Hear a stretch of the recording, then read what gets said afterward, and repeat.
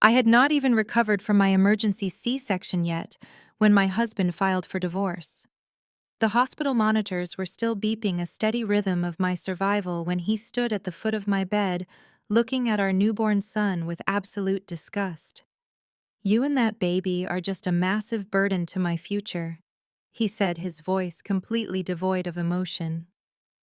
He tossed his wedding band onto the plastic tray table, turned his back on me, and boarded a flight abroad with his wealthy mistress. For 20 years, I was nothing to him, a ghost he left behind.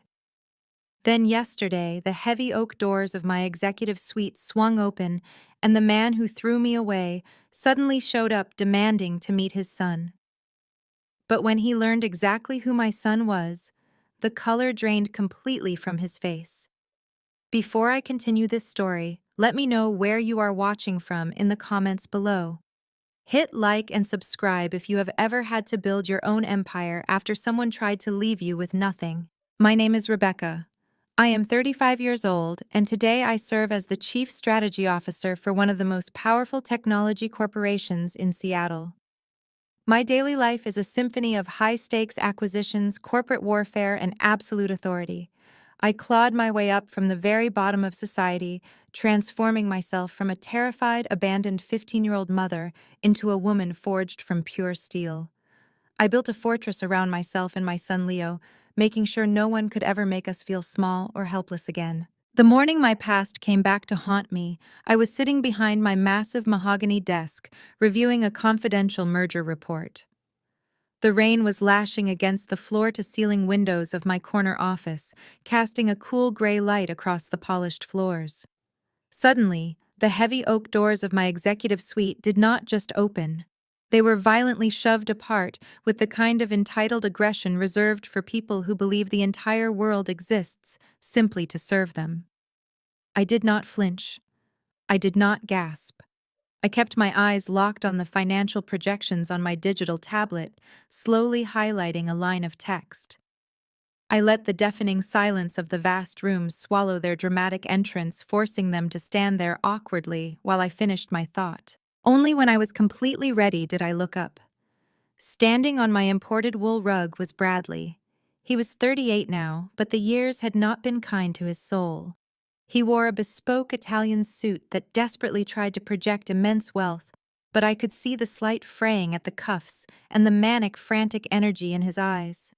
Beside him stood his new wife Fiona. She was 45, dripping in heavy gold jewelry and suffocating the room with an aggressive floral perfume. She looked around my pristine office with visible disdain, her lips curled into a permanent sneer, as if she had just stepped into a filthy alleyway rather than the top floor of a high-security corporate skyscraper. Bradley stepped forward, planting his hands firmly on the edge of my desk. "Rebecca," he said, using that same patronizing, arrogant tone he had perfected when I was just a vulnerable teenager. "Look at you, playing corporate dress-up. We need to talk right now." I leaned back slowly in my leather chair, steepling my fingers together. The sheer audacity of his presence after 2 decades of absolute silence was almost laughable. He had not sent a single dime for child support. He had never called on a birthday. He had erased my son and me from his narrative so completely that his own family pretended we had simply ceased to exist. And now he was standing in my sanctuary demanding my attention, as if he owned the building. Fiona crossed her arms, her diamond bracelets clanking loudly in the quiet room. "We do not have all day, little girl," she snapped, looking me up and down. "Bradley is a very busy man with important meetings. We are here for the boy. Tell him to pack a bag. We are taking him to a press dinner this afternoon." I let out a slow, controlled breath, masking the dangerous anger burning in my chest. The absolute delusion radiating from both of them was staggering. They had bypassed my assistant and bullied their way past the lobby security using some expired corporate credentials, marching in here expecting me to simply hand over the son they had treated like garbage. They had run a cheap background check, found out I worked in this building, and automatically assumed I was some low-level administrative assistant clinging to a meager paycheck. "You have exactly 10 seconds to remove your hands from my desk," I said. My voice was barely above a whisper, yet it carried enough icy authority to make Bradley instantly flinch and pull his hands back. And you have another 10 seconds to turn around and walk out those doors before I have security drag you out by your cheap lapels. Bradley let out a harsh, grating laugh that brought back a sickening flash of that cold hospital room. Still so dramatic and emotional, Rebecca? He sneered. Still acting like you hold any real power in the real world. I am not asking for your permission. I am his father. I have legal rights. We are doing a family photo shoot today for my investment fund, and my son is going to be in it. I stood up smoothly, buttoning the jacket of my tailored suit. You forfeited your rights the moment you called my son a burden and ran off to Europe to play boy toy to her, I said, gesturing dismissively toward Fiona. You do not have a son. You have a 20-year-old mistake that you ran away from. And you certainly do not have the clearance to be standing on this floor. Fiona stepped closer, her face turning an ugly, blotchy shade of red. Listen to me, you glorified secretary, she hissed, her voice dripping with venom. My husband is the CEO of a major international hedge fund. You are nothing but a minor employee in this company. If you do not produce that kid right now, I will personally call your boss and have you fired and blacklisted from this city for harassing a VIP guest. I did not smile, but a cold wave of immense satisfaction washed over my mind.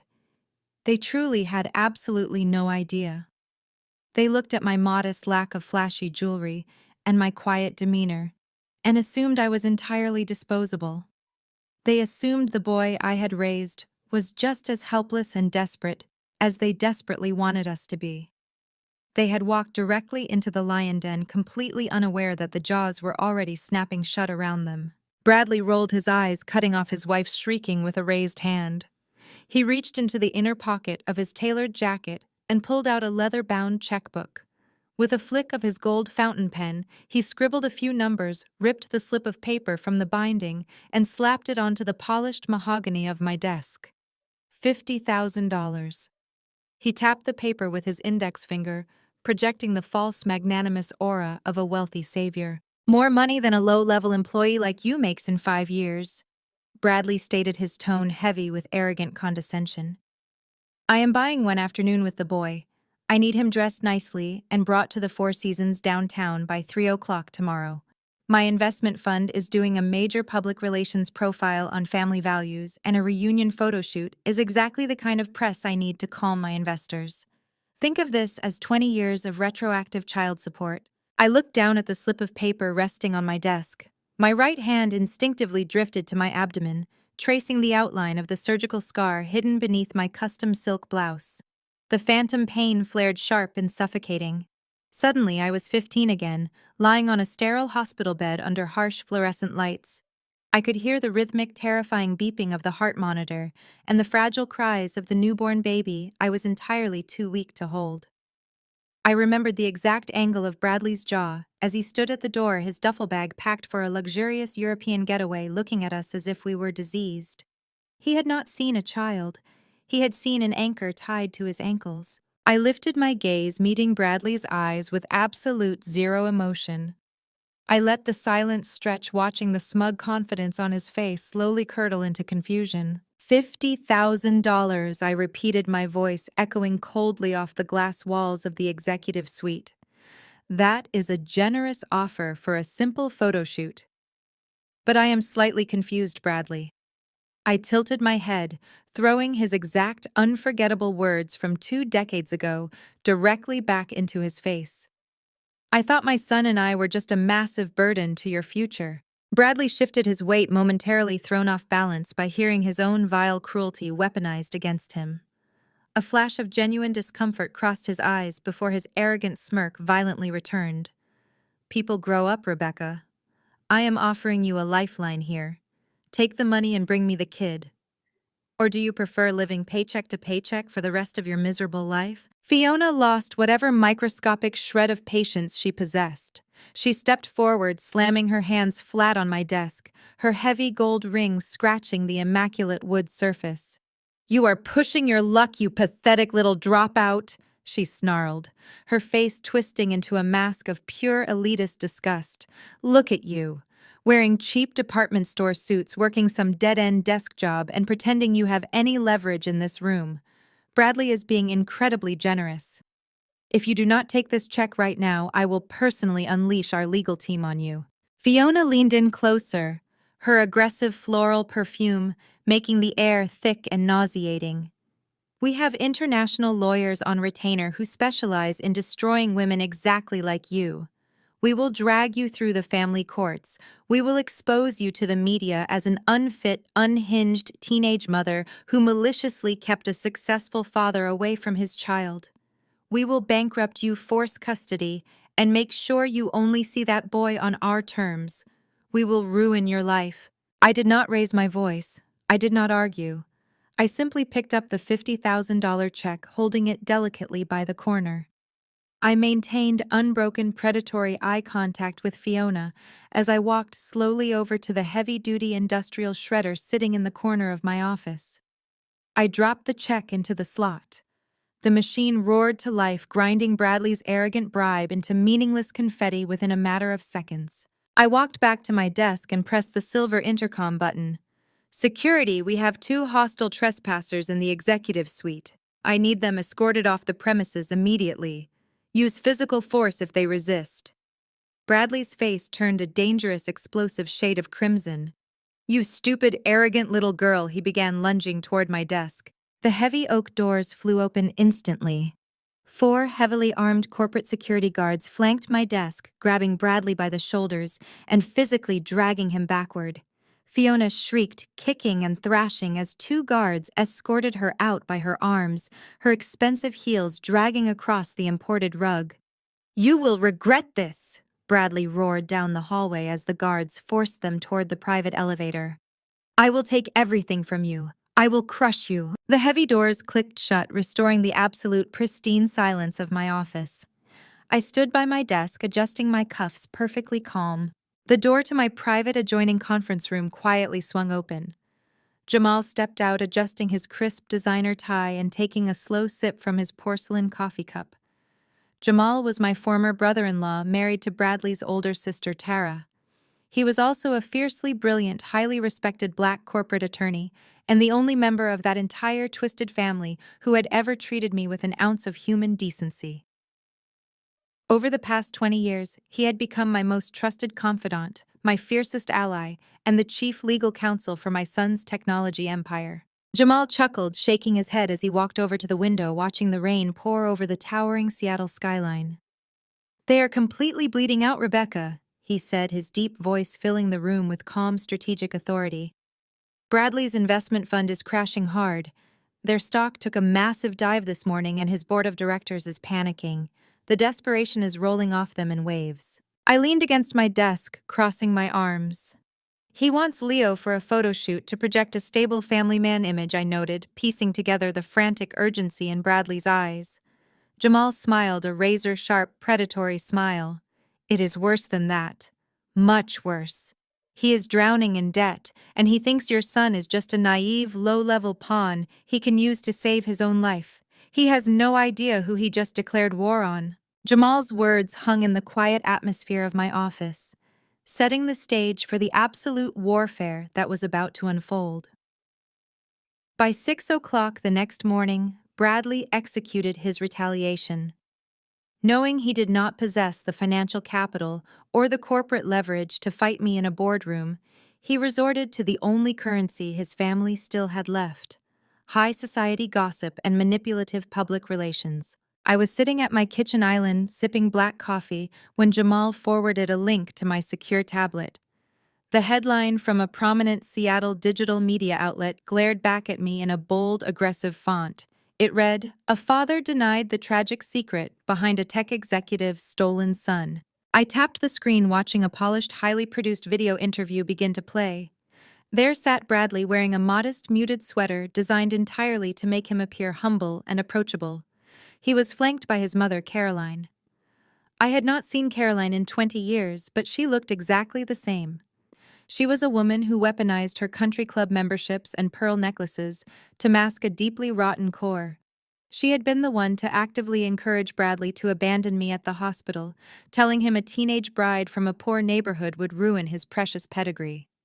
Now she was on camera dabbing her dry eyes with a monogrammed handkerchief. My son has spent 2 decades searching for his boy, Caroline, lied to the interviewer, her voice trembling with perfect theatrical distress. Rebecca was young, unstable, and deeply troubled. She vanished in the middle of the night and hid my beautiful grandson from us out of pure spite. Bradley has suffered every single day, leaving an empty chair at our holiday table, praying for the moment he could finally embrace his child and give him the life he deserves. The article below the video was a masterclass in character assassination. Bradley had clearly hired a ruthless boutique PR firm to spin a narrative that completely inverted reality. They painted me as a bitter, unhinged teenage mother who had maliciously manipulated the system to keep a loving, desperate father away. The piece conveniently omitted his European escapades with Fiona, his complete lack of child support payments, and the fact that I had lived in the exact same city under my real name for the last 10 years. They were leveraging his status as a hedge fund CEO to make his lies credible to the business community. They painted him as a tragic hero who was just now uncovering the truth, desperately trying to save his son from a mother who lacked the resources and pedigree to raise a young man properly. The campaign was engineered to force me into the open, to make me panic, and to make me hand over Leo simply to stop the public bleeding.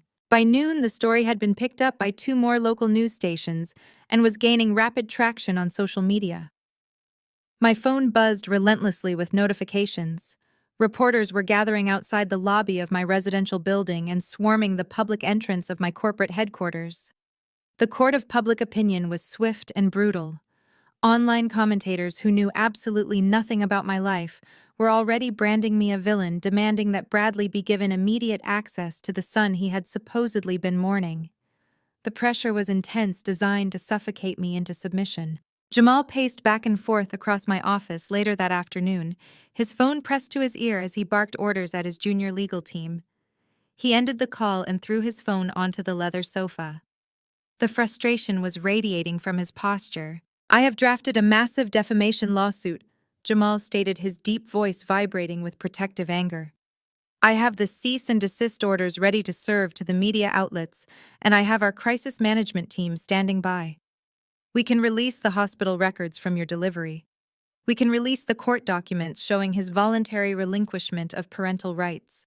We can drop a nuclear bomb on this pathetic sob story right now and expose Caroline for the lying snake she is." I looked away from the television screen in my office, which was currently broadcasting a silent, muted clip of Bradley, looking somber for the cameras.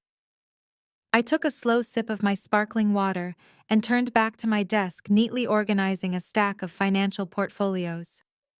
"Hold the lawsuits, Jamal," I said, my voice perfectly level. "Tell the crisis management team to stand down. We are not releasing a single statement.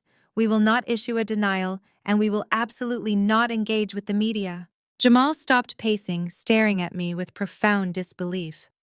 "Rebecca, you cannot be serious. They are dragging your name through the mud. They are actively trying to destroy your professional reputation in the Seattle business sector.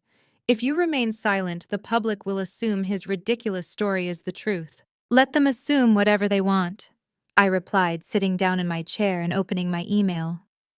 Public opinion does not dictate corporate acquisitions, and it certainly does not pay off a $150 million debt to a European syndicate. Bradley is putting on this circus because he is terrified. He is trying to create a smokescreen of family values to secure the American investor buyout he desperately needs to survive. I pulled up the digital profile of Bradley's hedge fund, pointing at the plummeting numbers on the screen. "Look at his strategy, Jamal. He is using his mother to establish a false narrative of victimhood. He thinks that by cornering me publicly, I will eventually break under the pressure and deliver Leo to him just to make the cameras go away. He expects me to react like the terrified 15-year-old girl he left crying in a hospital bed." I leaned forward, clasping my hands together. When a desperate animal is running blindly toward a cliff, you do not step in front of them to correct their path. You step aside and let gravity do the work. I want Bradley to put every single one of his lies on the public record. I want Caroline's fake tears broadcast to every investor in this city. I want them to build their entire salvation on this fabricated story. Let them dig their own graves. Jamal slowly lowered himself into the chair opposite my desk, a realization dawning in his eyes as he grasped the sheer ruthlessness of my strategy. If we let them build their entire investor pitch on this lie, he murmured, a slow smile breaking across his face, the crash will be completely unrecoverable when the truth comes out. Exactly, I said, my voice hardening into a blade of pure ice. If we defend ourselves now, we just give them a chance to pivot and change their story. I refuse to play defense. Let them dig their graves on national television. Let them feel victorious. Let them believe they have me backed into a corner. Because when I finally close the trap, I want to make sure they have absolutely nowhere left to run. Rain pounded against the reinforced glass of my penthouse overlooking the Seattle harbor. It was past 2 in the morning, but sleep was a luxury I had discarded the moment Bradley barged into my office. I stood by the window holding a glass of scotch, watching the city lights blur in the downpour. The chime of my private elevator echoed through the quiet condominium. Only 2 people in the world had the biometric clearance to bypass the lobby directly to my floor: my son and Jamal. The elevator doors slid open. Jamal stepped into the foyer, shaking the rain from his dark trench coat. He looked exhausted, the lines around his eyes deepened by hours of relentless corporate espionage, but his posture radiated electric anticipation. He walked straight to my marble kitchen island and dropped a heavy military-grade encrypted tablet onto the surface. The metallic thud felt like a gavel striking a block. "I told you they were bleeding out," Jamal said, shrugging off his coat and loosening his tie. But I underestimated the severity of the wound. Bradley is not just facing a plummeting stock price or a panicked board of directors. He is staring down the barrel of total annihilation. I set my glass down and approached the island. "You cracked his offshore ledgers." Jamal tapped a complex sequence of passcodes into the tablet. The screen flared to life, illuminating the dark kitchen with harsh blue light.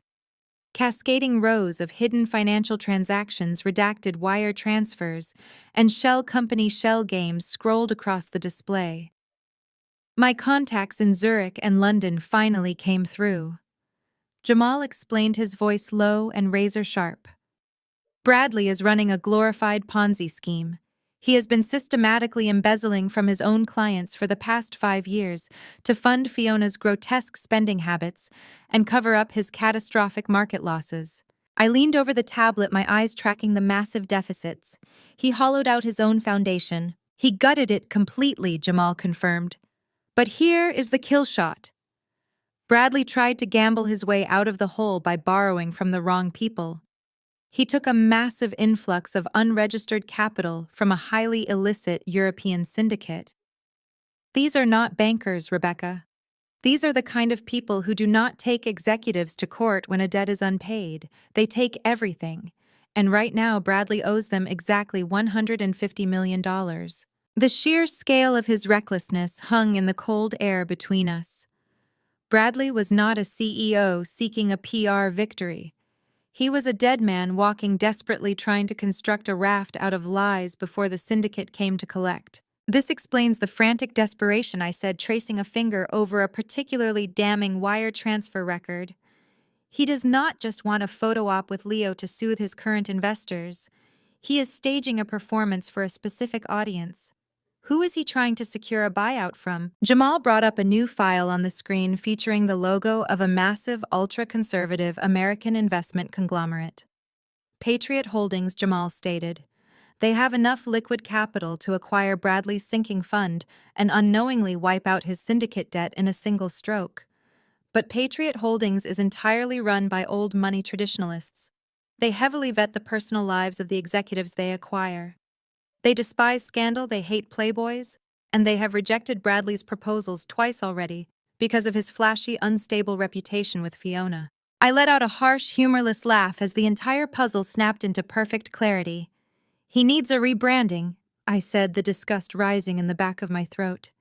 "He cannot sell Patriot Holdings on his financial acumen, so he is trying to sell them a redemption story." Jamal nodded, tapping the screen to bring up the smear campaign video Bradley had released earlier that day. Exactly. He is using this fabricated tragedy to transform his image overnight. He is no longer the reckless playboy who throws away investor money on Italian villas. Now he is the heartbroken, devoted family man who spent 20 years secretly mourning the child stolen from him by an unstable teenage girl. He is banking on the board members of Patriot Holdings, eating up this wholesome traditional family narrative. He brings Leo to the negotiating table, snaps a few photos playing the reunited father, secures the buyout, and uses the American capital to secretly pay off the European syndicate before they break his legs. A terrifying, absolute coldness washed over my entire body. The strategic game of corporate chess was instantly overridden by a vicious, primal maternal instinct. Bradley was not just insulting me in the press.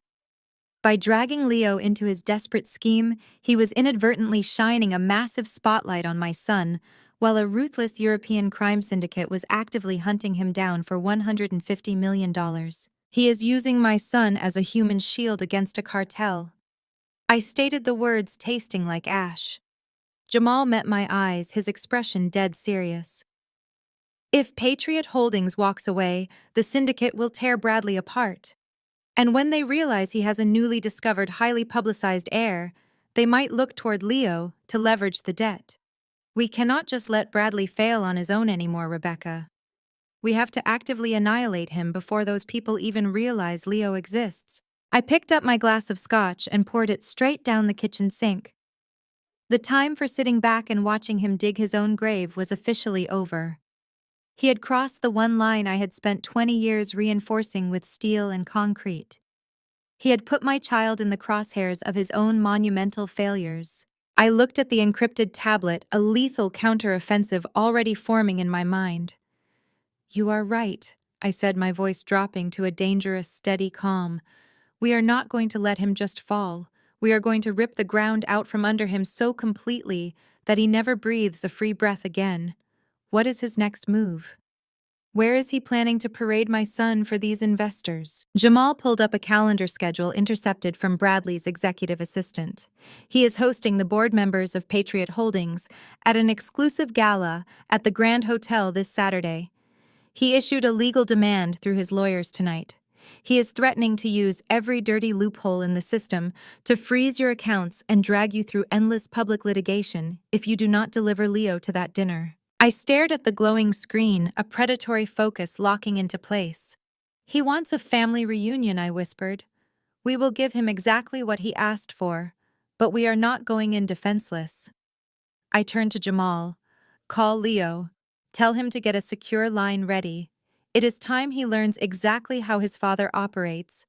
We are going to that dinner and we are going to tear his little redemption story to absolute pieces." Jamal tapped a command into his secure tablet, bypassing standard cellular networks and routing the call through a heavily encrypted proxy server. The screen flashed solid green. A few seconds later, the crisp, distortion-free audio of my son filled the dark kitchen. "I am here," Leo said. His voice was calm, analytical, and entirely devoid of panic. At 20 years old, he possessed a chilling degree of focus that mirrored my own. "Your father has made his move," I stated, resting my hands flat against the cold marble counter. "He is drowning in $150 million of illicit debt. He wants to parade you in front of his prospective American buyers this weekend to secure a bailout. He also sent a legal threat tonight to freeze my assets if we do not comply." A soft, abrasive scoff echoed over the speaker. "He thinks he can freeze your accounts. He is using a standard corporate litigation tactic against a ghost. My security protocols on your financials are military grade. His lawyers will hit a firewall that will fry their firm's servers if they try to ping your routing numbers." "I know," I replied, a sudden surge of fierce maternal pride warming the ice in my veins. "But we are not going to block his access. We are going to walk right into his trap." Jamal leaned over the tablet, his dark eyes gleaming with intense anticipation. "We need to talk about the second phase of his plan, Leo. Bradley is not just trying to sell Patriot Holdings on a wholesome family image. A redemption story is nice, but it does not justify a nine-figure bailout in the corporate world. He needs to offer them a crown jewel to sweeten the deal. And I just found out what that jewel is.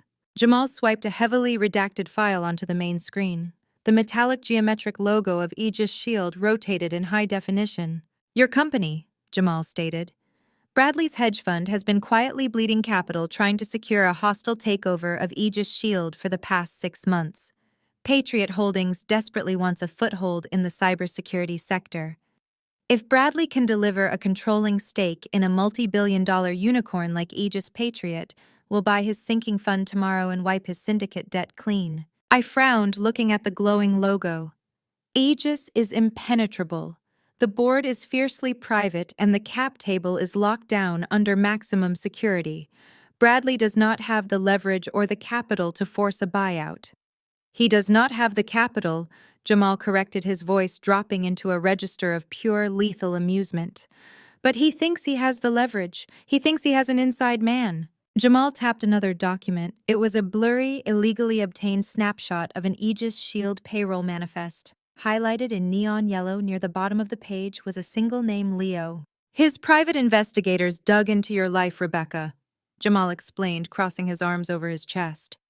They found out Leo dropped out of the Massachusetts Institute of Technology at 18. They tracked his sparse digital footprint to the Aegis Shield payroll. But here is the fatal miscalculation. Because Leo has maintained absolute anonymity because he wears cheap hoodies and dropped out of college, Bradley looked at this file and made a monumental assumption. I stared at the payroll manifest, the absolute absurdity of the situation finally clicking into place. He thinks Leo is a nobody. He thinks Leo is a bottom-tier junior coder. Jamal laughed, a rich, booming sound that filled the penthouse. Or worse, a glorified intern fetching coffee in the server room. Bradley is a classist snob. He looks at a 20-year-old college dropout raised by a single mother and sees a desperate, struggling kid. He has completely blinded himself to any other possibility. Over the speaker, Leo let out a cold, sharp breath. He wants to use me as a Trojan horse. Exactly, Jamal said, leaning closer to the microphone. Bradley plans to corner you at this gala. He is going to play the benevolent, wealthy savior. He will offer to pay off your supposed student debt. He will offer to fund your return to college. He will wave his expensive watch and his tailored suit in your face, expecting you to be dazzled by his wealth. And in exchange, Leo asked, his tone dropping to a dangerous, predatory whisper. In exchange, he will ask for a tiny, insignificant favor. I answered, anticipating the exact brand of corporate slime Bradley would employ. He will ask you to slide a backdoor code into the Aegis Shield mainframes. He wants internal financial metrics. He wants trade secrets. He wants the unredacted shareholder agreements. He needs you to steal the proprietary data that will allow his lawyers to blackmail the Aegis board of directors into a forced acquisition. He wants me to hack my own company, Leo stated. The absolute irony in his voice was razor sharp. He wants the founder and chief executive officer of Aegis Shield to steal his own intellectual property and hand it over for the price of college tuition. It is the perfect crime in his eyes, Jamal added. He thinks he has found a disgruntled, underpaid kid who happens to share his DNA. He thinks you will be so desperate for his approval and his money that you will betray your employer without a second thought. It is the ultimate lifeline for his sinking ship. I looked out the window at the relentless Seattle rain. Bradley had constructed an elaborate high-stakes house of cards, completely unaware that he had built it directly on top of a landmine. He had spent his entire life measuring people by their designer labels and their pedigree. His arrogance had created a blind spot so massive it was going to swallow him whole. Leo, I said, turning back to the tablet. Bradley is going to demand your presence at this dinner. He expects a terrified, impressionable boy to walk through those hotel doors. Then that is exactly who he will get, Leo replied instantly. The ruthless intelligence in his response mirrored my own. I will wear my oldest sneakers. I will look properly intimidated by the chandeliers and the caviar. Let him offer his bribe. Let him outline his entire corporate espionage strategy. I want to hear him beg. He will not just beg, Jamal warned, his lawyer instincts taking over. If you hesitate, he will threaten you. He will threaten to ruin your career. He will threaten to have you fired from Aegis. He will use every psychological tactic in his arsenal to make you feel utterly powerless. Good, Leo said. Let him put the threats on the record. Ensure your recording device is fully charged, Mom. We are going to let him dig all the way to the bottom of the earth. I smiled, a genuine, terrifying smile that did not reach my eyes. The trap was set. The bait was in place. Bradley thought he was walking into a grand redemption story, ready to use his estranged son as a stepping stone to corporate salvation. He had absolutely no idea he was walking into a slaughterhouse. Get some sleep, Leo, I instructed, my voice ringing with absolute unyielding authority. We have a gala to attend this weekend, and it is time to show your father exactly what happens when you underestimate the people you threw away. The line clicked dead. Jamal and I exchanged a long, silent look across the kitchen island. The war had officially begun, and we held the nuclear codes. The following morning brought a crisp, bitter chill to the Seattle air, perfectly matching the corporate warfare that was rapidly escalating. I arrived at my executive suite precisely at 7 o'clock. Waiting for me at the reception desk was a nervous-looking process server holding a thick, heavy manila envelope. I signed for the package without a word, carrying it into my office just as Jamal arrived with 2 cups of black coffee. We spread the documents across my mahogany desk. It was a masterclass in dirty, aggressive legal intimidation. Bradley had hired a bottom-feeder law firm known for unethical tactics, the kind of lawyers who relied entirely on bullying people who lacked the resources to fight back.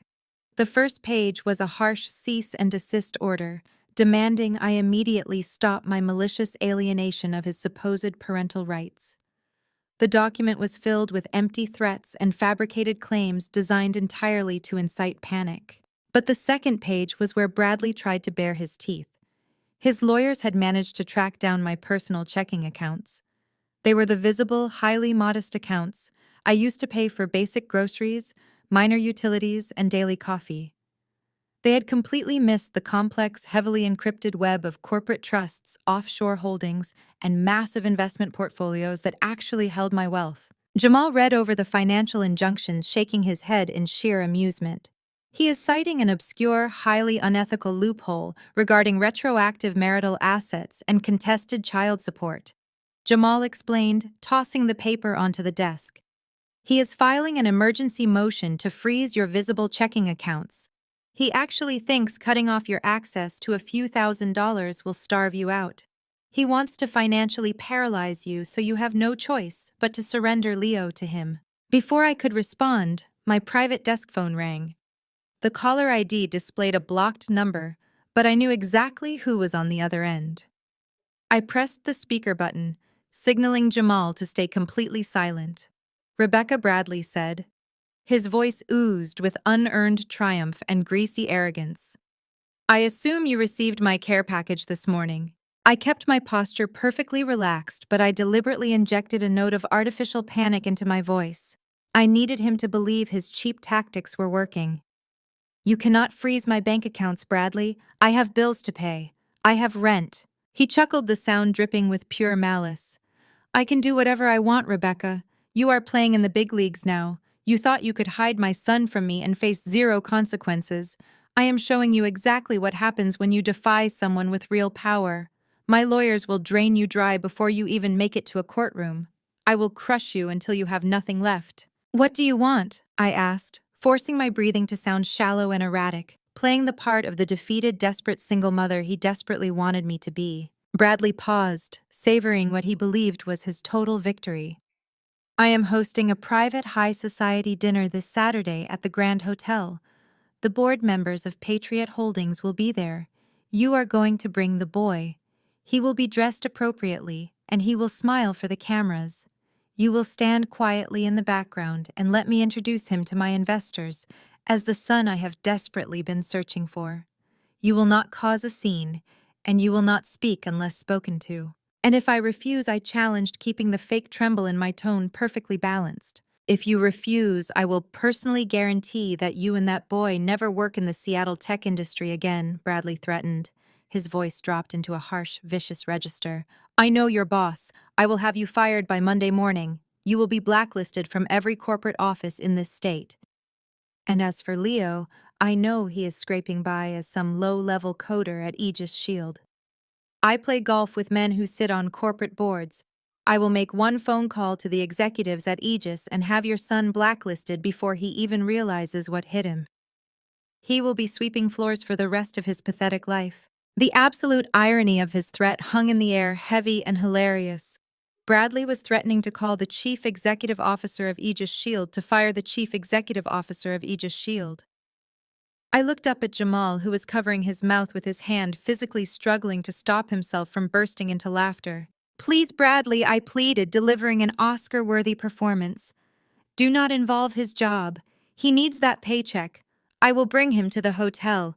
Just please do not ruin his career. Do not take this out on him." That is what I thought, Bradley sneered, his massive ego swelling to catastrophic proportions. "The dinner is at 8. Do not be late, Rebecca, and try to wear something that does not look like you bought it off a clearance rack.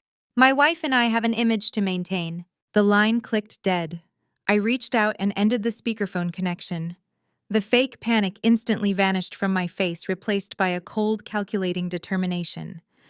Jamal finally let out the laugh he had been holding in, leaning back against my glass wall. "He is going to call the executives at Aegis.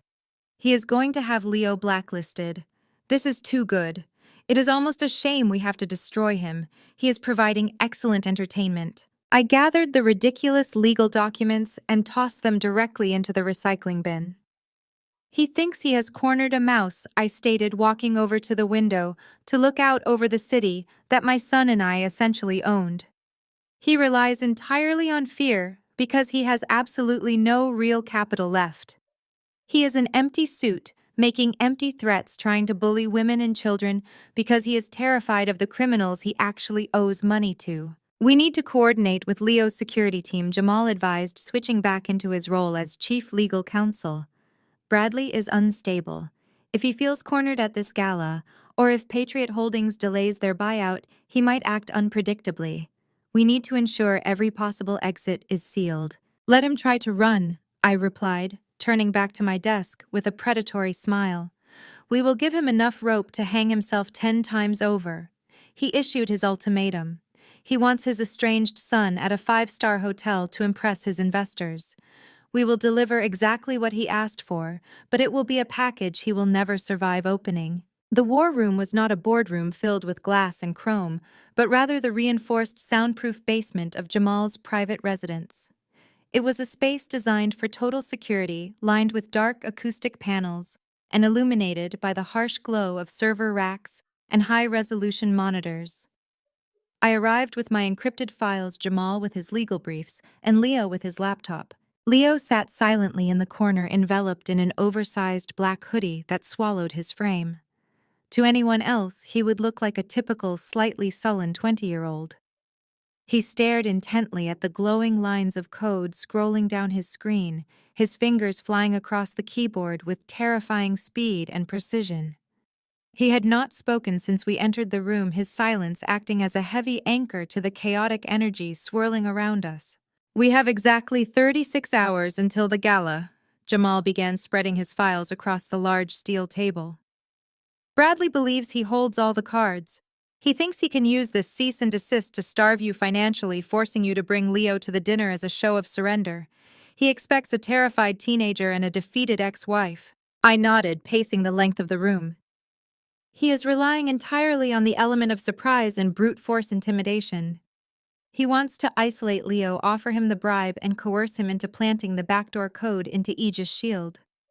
If we just show up and refuse, he will immediately pivot, claim we are uncooperative, and still attempt to leverage his reunion narrative to Patriot Holdings."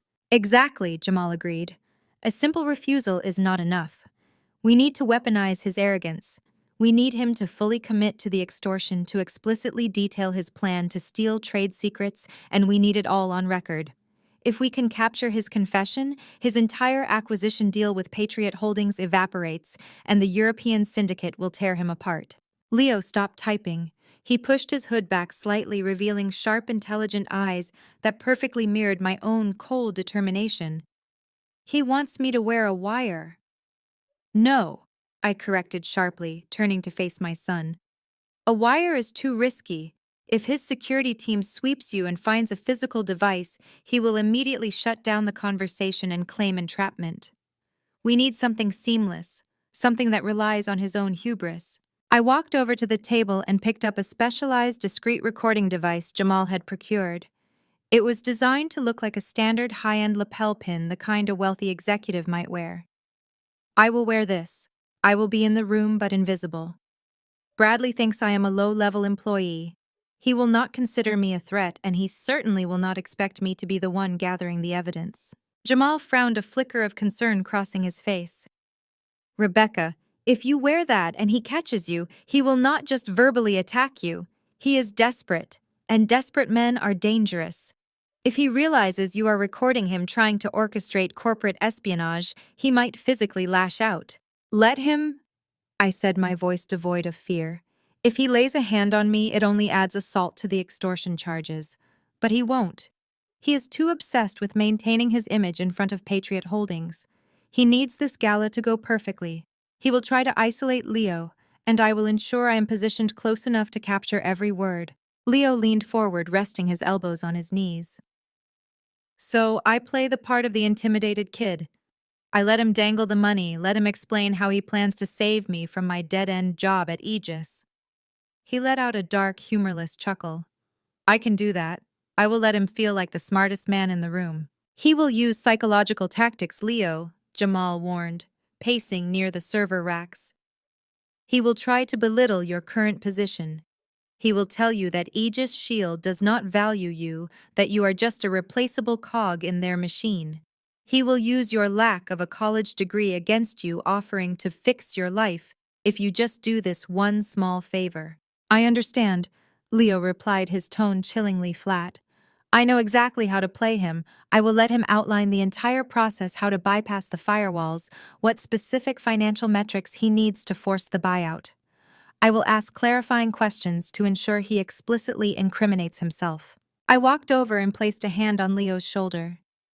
This is not just about surviving his threats, Leo. This is about dismantling the man who thought we were nothing. We are going to let him build his gallows, and we are going to hand him the rope. Jamal pulled up the layout of the Grand Hotel's VIP lounge on the main monitor. The VIP lounge is adjacent to the main ballroom. Bradley has it reserved for private conversations. He will likely pull Leo in there while the Patriot Holdings board members are mingling outside. Rebecca, you need to find a way to remain in that lounge without arousing suspicion. I will handle it, I said, studying the floor plan. He expects me to be the quiet, subservient ex-wife hovering in the background. I will blend in perfectly. The three of us stood in silence for a moment, the weight of the impending confrontation settling over the room. We were not just planning to thwart an extortion attempt. We were orchestrating the complete and total destruction of a man who had built his life on cruelty and deception. The trap was set, the roles were assigned, and Bradley was walking blindly into a scenario from which he would never recover. 36 hours, Leo murmured, pulling his hood back over his head. Let the countdown begin. The Grand Hotel was a monument to Seattle's old money, an imposing structure of dark stone and polished brass that overlooked the harbor. The ballroom level was awash in the warm golden light of crystal chandeliers, the air thick with the murmur of discreet wealth and the scent of expensive catering. I stepped off the main elevator, my posture perfectly rigid, my face an impenetrable mask of submission. I was wearing a simple, understated gray dress, a deliberate choice designed to make me appear exactly as Bradley and Fiona expected, unremarkable, out of place, and intimidated by my surroundings. Leo walked beside me, his head slightly bowed, his hands shoved deep into the pockets of a faded black hoodie. He played the part of the reluctant, sullen 20-year-old beautifully. We had arrived precisely at 7:45, 15 minutes before Bradley's grand dinner was scheduled to begin. We barely made it past the velvet ropes of the VIP lounge before Fiona intercepted us. She materialized from the crowd of early arrivals, like a shark sensing blood in the water. She wore a stunning emerald green evening gown that clung tightly to her frame, her neck heavy with a diamond necklace that likely cost more than the average American home. Fiona stopped directly in front of me, her gaze sweeping slowly from the sensible heels of my shoes to the modest neckline of my dress. A harsh, delighted laugh escaped her painted lips. "I see you took the dress code as a mere suggestion." Fiona sneered, her voice carrying just enough volume to turn the heads of a few passing investors. "You look like you are dressed for a parent-teacher conference in the suburbs, not an exclusive gala." "Did you seriously think we were going to let you sit at the table looking like that?" I kept my eyes lowered, maintaining my subservient facade. "Bradley told me I had to be here," I said, allowing my voice to tremble slightly. "He said I had to bring Leo." Fiona looked past me to my son, a look of pure predatory satisfaction crossing her features. "Yes, the boy is required. You, however, are a massive liability.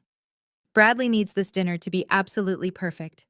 He is pitching a 9-figure acquisition to the board of Patriot Holdings, and the absolute last thing he needs is his pathetic, dumpy ex-wife sitting at the table reminding everyone of the trash he left behind." She stepped closer, invading my personal space. The scent of her aggressive floral perfume was suffocating. "I told Bradley to have you wait in the lobby," she hissed, her diamond earrings catching the chandelier light. "But he insisted on keeping you close just to ensure the boy behaves. So we came up with a compromise."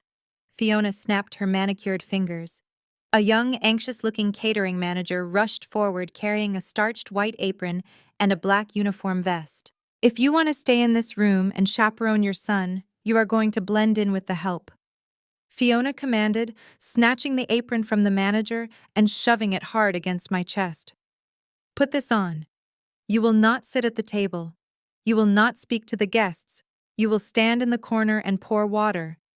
If you drop a single glass, or if you say one word that embarrasses my husband, I will have security throw you out, and Bradley will make good on his threat to destroy this boy's future." I looked down at the stark white apron in my hands.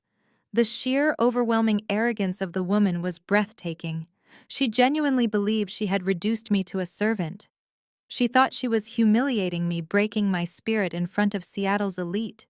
She had absolutely no idea that she was handing me the exact camouflage I needed to destroy her life. I slowly lifted my head, making sure she saw a flash of well-feigned, desperate humiliation in my eyes. "I will do it," I whispered, playing the broken woman perfectly. "Just please do not let Bradley ruin Leo's job. He works so hard." Fiona smiled, a victorious, ugly expression that twisted her features. "Good girl. Now go put that on before the important people arrive, and make sure my champagne glass is never empty." She spun on her heel and glided back into the VIP lounge, leaving me standing with Leo in the corridor. Leo watched her retreat, his jaw clenched tightly. "If she speaks to you like that again," he muttered, his voice dropping into a register of cold, absolute fury. "Do not break character," I instructed sharply, my own voice steady and devoid of the panic I had just projected. "She gave us exactly what we wanted. She just made me invisible." I turned and walked toward the discreet service corridor adjacent to the lounge, pulling the catering vest over my dress. As I tied the apron strings around my waist, I reached into the hidden pocket of my dress and retrieved the specialized recording device Jamal had provided. It was a tiny, high-powered microphone, smaller than a button, designed to pick up clear audio from 30 feet away. I carefully pinned it beneath the thick, starched fabric of the apron directly over my heart, ensuring the mic was completely concealed, but perfectly positioned to capture every sound in the room. I smoothed down the front of the uniform, transforming myself completely. I was no longer Rebecca, the chief strategy officer. I was nobody. I was a fixture, a piece of furniture, a silent servant holding a silver water pitcher. I stepped back into the VIP lounge through the service entrance, melting into the shadows near the bar. The room was beginning to fill with the heavy hitters of Patriot Holdings.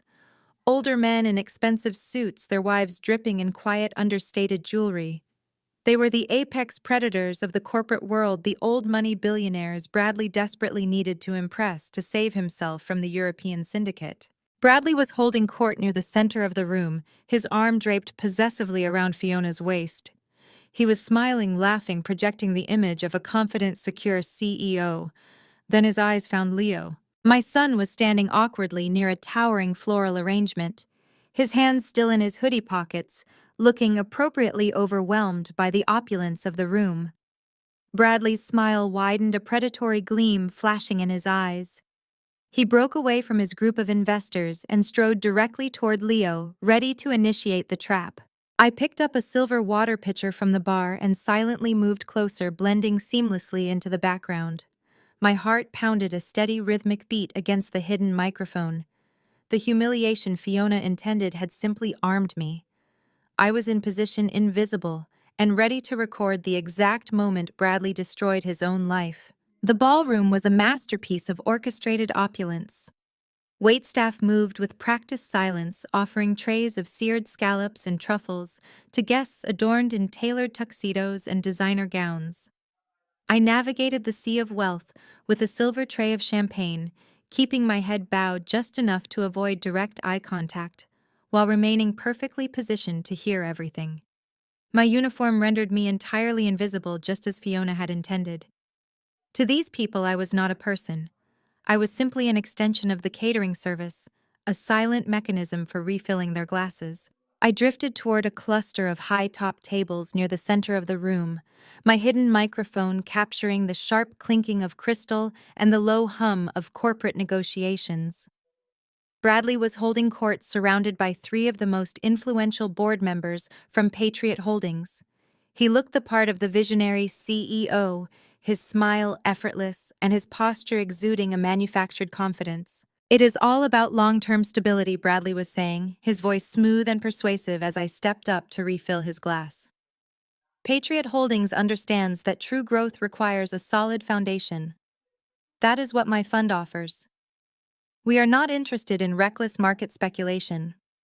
Our investments are secured by tangible assets and deep generational reserves." I poured the champagne, my hand perfectly steady. Every word out of his mouth was a calculated lie. He was currently bleeding millions sustained entirely by the illicit funds from a European syndicate, yet he stood here painting a picture of financial invulnerability. The microphone pinned beneath my apron captured his deception with flawless clarity. One of the board members, an older man with silver hair and a stern expression, nodded approvingly. "We appreciate a conservative approach, Bradley. Your recent market reports were impressive, but Patriot values leadership as much as numbers. We have seen too many funds collapse because the executives lack personal stability." Bradley placed a hand over his heart, executing a look of practiced, solemn sincerity. I could not agree more. A man's business is only as strong as his family. My wife and I have built our lives on those principles. And tonight I want to introduce you to the greatest point of pride in my life. He gestured toward the VIP lounge. "I have spent the last 20 years tirelessly searching for my son. He was taken from me under incredibly difficult circumstances, hidden away by a troubled mother who lacked the resources to care for him properly. But I never gave up hope. I never stopped looking. And tonight, he is finally here with me." The board members exchanged impressed, sympathetic glances. The narrative was working perfectly. Bradley was spinning his abandonment into a tale of relentless, devoted fatherhood. "That is quite a story," Bradley, the silver-haired board member, remarked, his tone softening. "It speaks volumes about your character. We look forward to meeting him." I stepped away, blending back into the crowd, my chest tight with a cold, controlled fury. The audacity to use the trauma he inflicted upon us as a marketing tool was staggering, but it was exactly what Jamal and I had anticipated. Bradley was weaving a web of deceit so elaborate and so thoroughly documented on my recording device that when the truth finally emerged, the fallout would be absolute. I continued my rounds, ensuring I remained within listening distance, as Bradley migrated from group to group, repeating variations of the same fabricated narrative. He spoke of his vast offshore wealth, deliberately misleading the investors about his liquidity. He described his aggressive acquisition strategies, hinting heavily at an imminent massive takeover in the cybersecurity sector that would guarantee extraordinary returns for Patriot Holdings. He was laying the groundwork for his extortion of Leo, framing the impending theft of Aegis Shield's proprietary data as a brilliant, legitimate business maneuver. Every lie, every exaggerated claim, every manipulation was being meticulously recorded. As the dinner hour approached, the guests began moving toward the main dining area. The VIP lounge gradually emptied save for a few stragglers. I positioned myself near the entrance to the lounge, holding a fresh pitcher of ice water, waiting for the inevitable. Bradley broke away from a group of investors, his smile dropping the instant he turned his back to them. The confident CEO facade vanished, replaced by the frantic, desperate energy of a man running out of time. He motioned sharply to Fiona, who had been holding court near the bar, then strode purposefully into the VIP lounge. Leo was sitting on a plush leather sofa, staring blankly at his phone. He looked up as Bradley approached, his expression perfectly arranged into a mask of nervous anticipation. I stepped into the lounge, moving silently to a side table to arrange a display of crystal glasses. I was close enough to capture their conversation, yet positioned perfectly as an ignored servant. Bradley stood over Leo, adopting a posture of aggressive authority. The time for the photo shoot had passed. Now came the real reason he had forced his son to this gala. He leaned down, placing both hands on the glass coffee table, cornering Leo. "Listen to me very carefully," Bradley began, his voice dropping into a harsh, commanding whisper. "The people out there are about to hand me the capital I need to secure our family's future. I have painted a very specific picture of you tonight, and you are going to help me complete it." Leo looked up, his voice appropriately small and hesitant. "I am just a junior coder. I do not know anything about your business."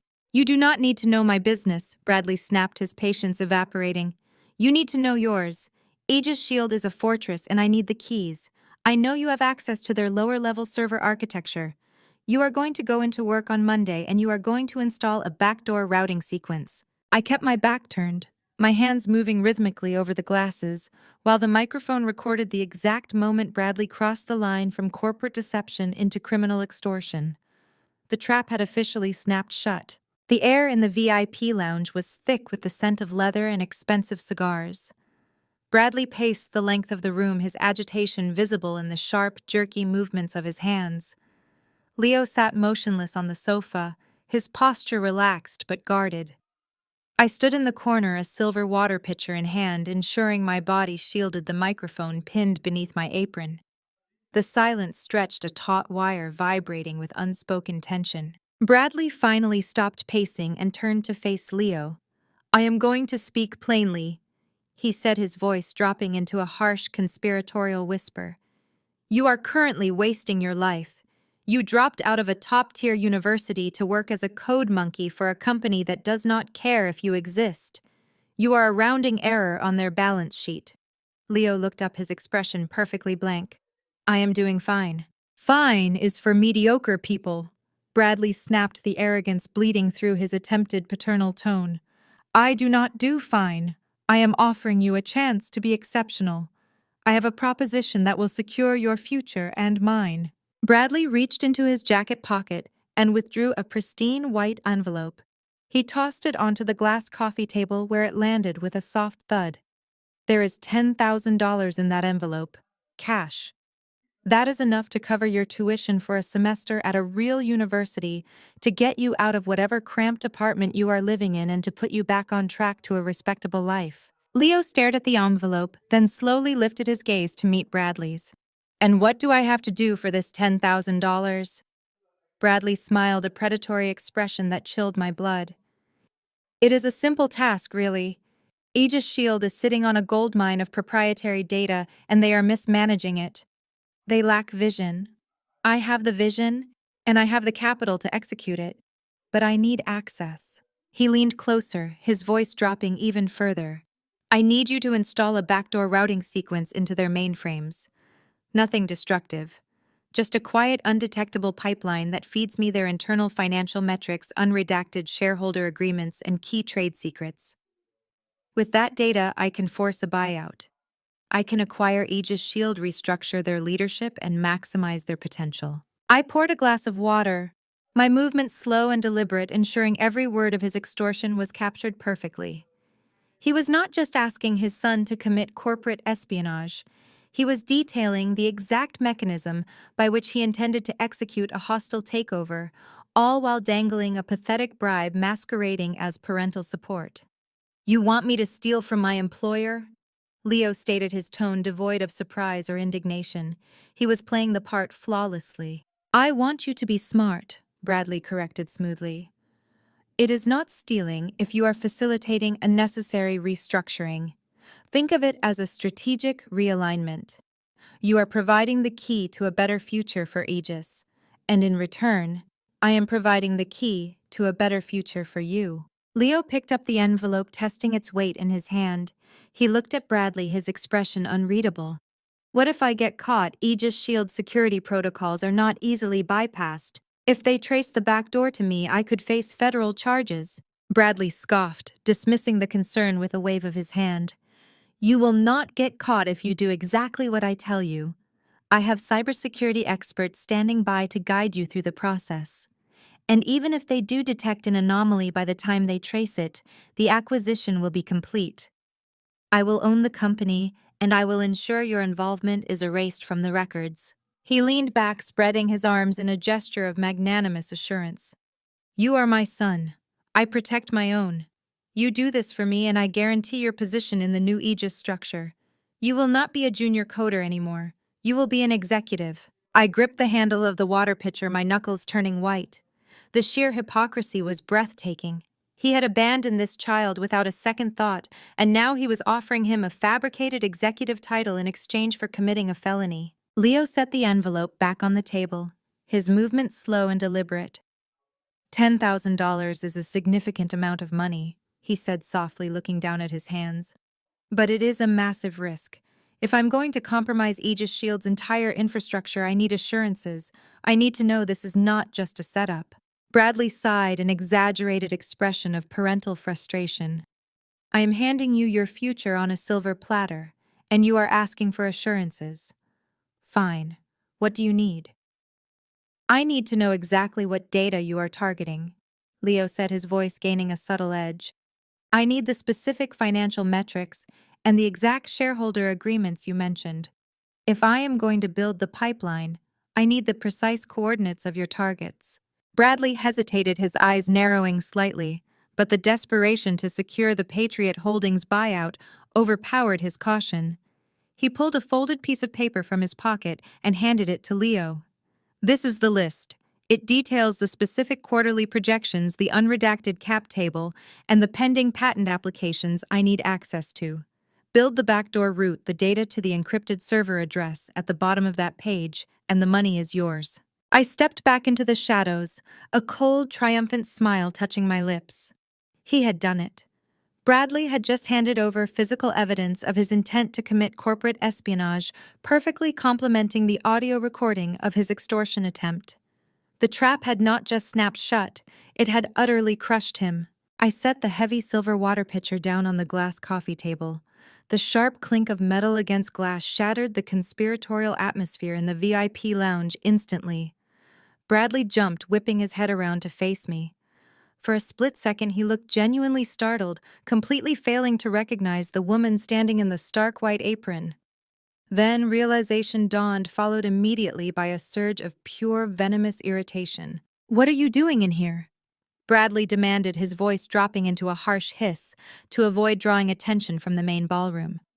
"Fiona told you to stand in the corner and pour drinks. Get out. We are in the middle of a private business discussion." I did not move.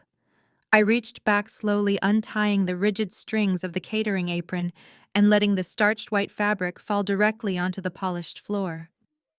I straightened my posture, shedding the invisible, subservient persona I had worn for the past hour. The transformation was instantaneous. "It is no longer a private discussion, Bradley," I said, my voice ringing with absolute, unyielding clarity. "It is a documented extortion attempt." I reached into the pocket of my dress and pulled out my smartphone.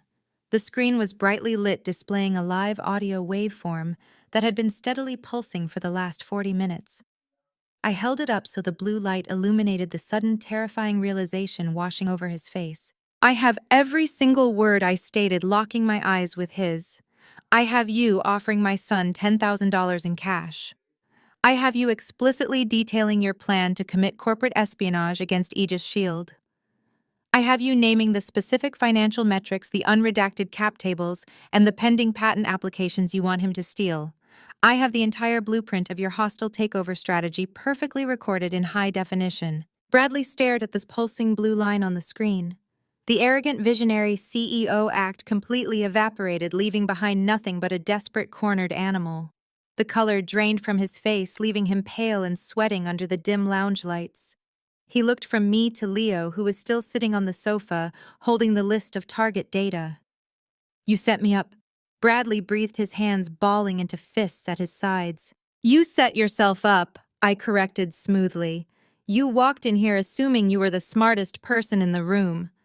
You looked at my son and saw a cheap pawn. You looked at me and saw a helpless waitress.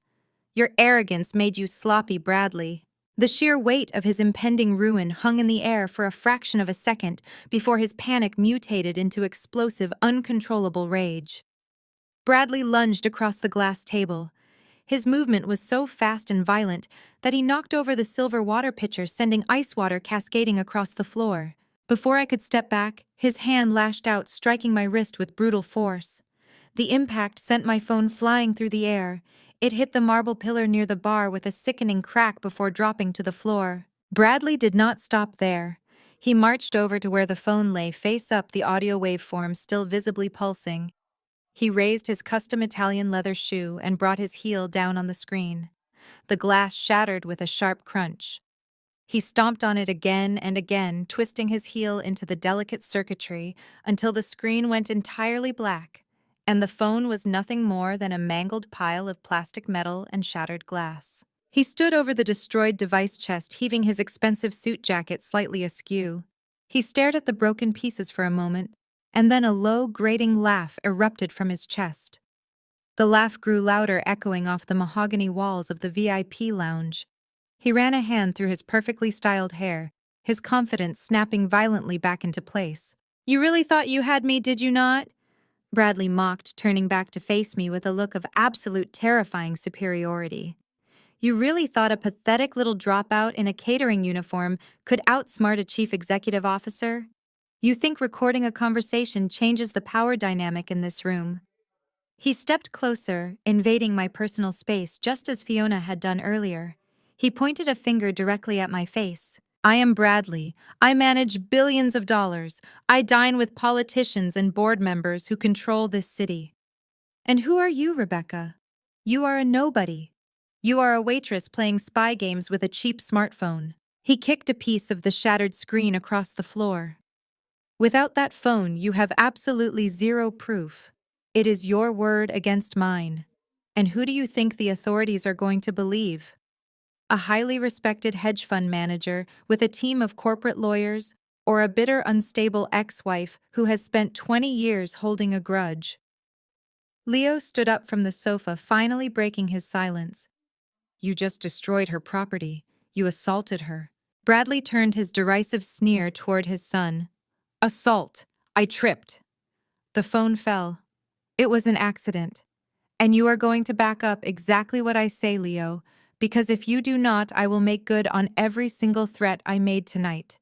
You are nothing but a bottom-tier coder fetching coffee and writing useless scripts for a company that does not even know your name. I am offering you the world, and you let your mother drag you down into her pathetic, small-minded games. Bradley stepped toward the door, straightening his tie and shooting his cuffs to ensure his gold cufflinks caught the light perfectly. He had completely convinced himself that he had won. He believed he had neutralized the threat through sheer physical intimidation and corporate leverage. You have until Monday morning to deliver that backdoor code, Bradley ordered, his voice returning to that smooth, authoritative tone he used to charm his investors. If you try to pull another stunt like this, I will not just ruin your careers. I will call the executives at Aegis Shield. I will have you fired by Monday morning. I will bury you both so deep under legal fees and public scandals that you will beg me for a job serving coffee. He gave the shattered remains of my phone one last dismissive look. Clean up this mess, Rebecca. Try to act like a professional for the rest of the evening. Bradley turned on his heel and strode out of the VIP lounge, re-entering the main ballroom, to rejoin the board members of Patriot Holdings, a victorious smile already plastered back onto his face. Leo watched him go, his jaw locked tight. He looked down at the broken pieces of plastic and glass scattered across the floor, then looked up at me. His eyes were blazing with a quiet, lethal intensity. I did not flinch. I did not panic. I simply reached down to the hem of my dress, reaching beneath the fabric to the tiny, high-powered microphone still perfectly pinned over my heart. I tapped the small, unblinking green light indicating the recording was still actively transmitting. He thought he had destroyed the evidence. He had absolutely no idea he had just added physical aggression and destruction of property to his growing list of federal crimes, and Jamal already had every single second saved securely on a remote cloud server. Monday morning arrived in Seattle with a sharp, biting clarity. The torrential rain from the weekend had finally scrubbed the city clean, leaving the towering glass skyscrapers gleaming like sharpened blades against the pale, cloudless sky. The city was waking up to the frantic, relentless pulse of the business week, and the impending corporate execution was perfectly aligned with the rhythm of the financial district. Across town, in the lavish penthouse suite of the Grand Hotel, Bradley woke up as a man utterly convinced of his own invincibility.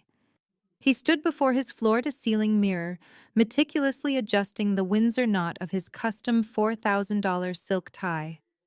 In his deeply arrogant mind, he had executed a flawless, aggressive victory the night before.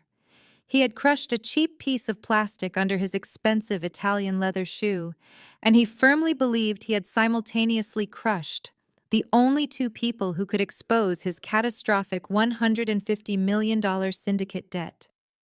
He truly thought the physical destruction of a single mobile device meant he had silenced me forever. He likely spent his morning reviewing the hostile acquisition contracts for Aegis Shield, practicing his fake, humble smile for the Patriot Holdings executives who would be accompanying him to the meeting. He had absolutely no idea he was putting on a tailored suit to attend his own funeral. I was sitting in a secluded leather-backed booth at a high-end, discreet coffee house located just 2 blocks away from the highly secured headquarters of Aegis Shield. I was no longer the invisible, humiliated catering server from Saturday night. I wore a tailored charcoal gray power suit with razor-sharp lapels, my hair pulled back into a sleek, unforgiving style. I sipped a black espresso, watching the morning commuters rush past the rain-washed windows. My mind was completely clear, wiped clean of any residual anxiety or fear. The brass bell above the cafe door chimed, and Jamal stepped inside. My former brother-in-law carried himself with the effortless, commanding presence of a top-tier corporate attorney. He wore a midnight blue suit that perfectly complemented his dark skin, his heavy leather briefcase gripped firmly in one hand. He scanned the bustling room, his sharp eyes locking onto my booth, and he walked over with a calm, predatory grace. He sat down opposite me and placed a pristine, sealed black box directly on the center of the wooden table. "Good morning, Rebecca," Jamal said, his deep voice radiating a quiet, lethal satisfaction. He tapped the black box with his index finger. "I brought you a replacement for the casualty of war from Saturday night." I slid the box across the table and broke the factory seal. Inside rested a brand new top-of-the-line smartphone already configured to my exact security specifications. I powered the device on the screen, glowing brightly in the dim light of the cafe. Jamal leaned forward, resting his forearms on the table to keep his voice low. "When Bradley threw his little temper tantrum and smashed your decoy phone, he assumed the data lived locally on the hard drive.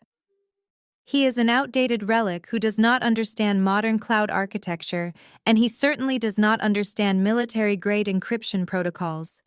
The microphone you wore under your catering apron was transmitting a live, continuous feed directly to my secure offshore servers. The phone he destroyed was just a dummy relay station. His aggressive little stomping routine accomplished absolutely nothing except adding a destruction of property charge to his rap sheet." I tapped a secure application on the new home screen. A clean, pulsing audio file loaded instantly. I pressed play, keeping the volume low enough that only Jamal and I could hear. Bradley's harsh, arrogant voice leaked from the speaker with terrifying, crystal-clear perfection. "I need you to install a backdoor routing sequence into their mainframes. Build the backdoor route the data to the encrypted server address at the bottom of that page, and the money is yours. The recording captured every single damning syllable of the corporate espionage plot, followed by the violent crashing sound of my decoy phone shattering under his expensive shoe. I paused the playback and looked up at Jamal. "We have him on extortion, corporate espionage, and attempted theft of trade secrets," Jamal stated, taking a sip of the coffee a barista had quietly set on our table. "But that is just the appetizer, Rebecca. I spent Sunday night compiling the offshore ledgers documenting his $150 million embezzlement scheme. I packaged the entire dossier, including the high-definition audio file of his bribery attempt, and routed it through an anonymous, untraceable server directly to the Cybercrimes Division of the Federal Bureau of Investigation, as well as the Securities and Exchange Commission. A cold surge of adrenaline sharpened my focus. Have they moved on the intelligence yet? They are building the arrest warrants right now." Jamal smiled, revealing a row of perfectly white teeth. Federal agents love a neatly packaged, irrefutable corporate fraud case handed to them on a silver platter, but they will not move until the ink on his fraudulent activities is perfectly dry, which means we proceed with the final phase of the plan exactly as scheduled. We let him walk into the building and attempt the hostile takeover. My new phone vibrated against the wooden table. A secure, heavily encrypted text message flashed across the screen from Leo. The message was concise and entirely professional. "The boardroom is prepped. Security protocols are locked down. The targets are currently in transit." I showed the illuminated screen to Jamal. Jamal checked his platinum watch, his expression hardening into a mask of pure corporate warfare. Bradley and Fiona are currently in a black luxury SUV with the senior board members of Patriot Holdings.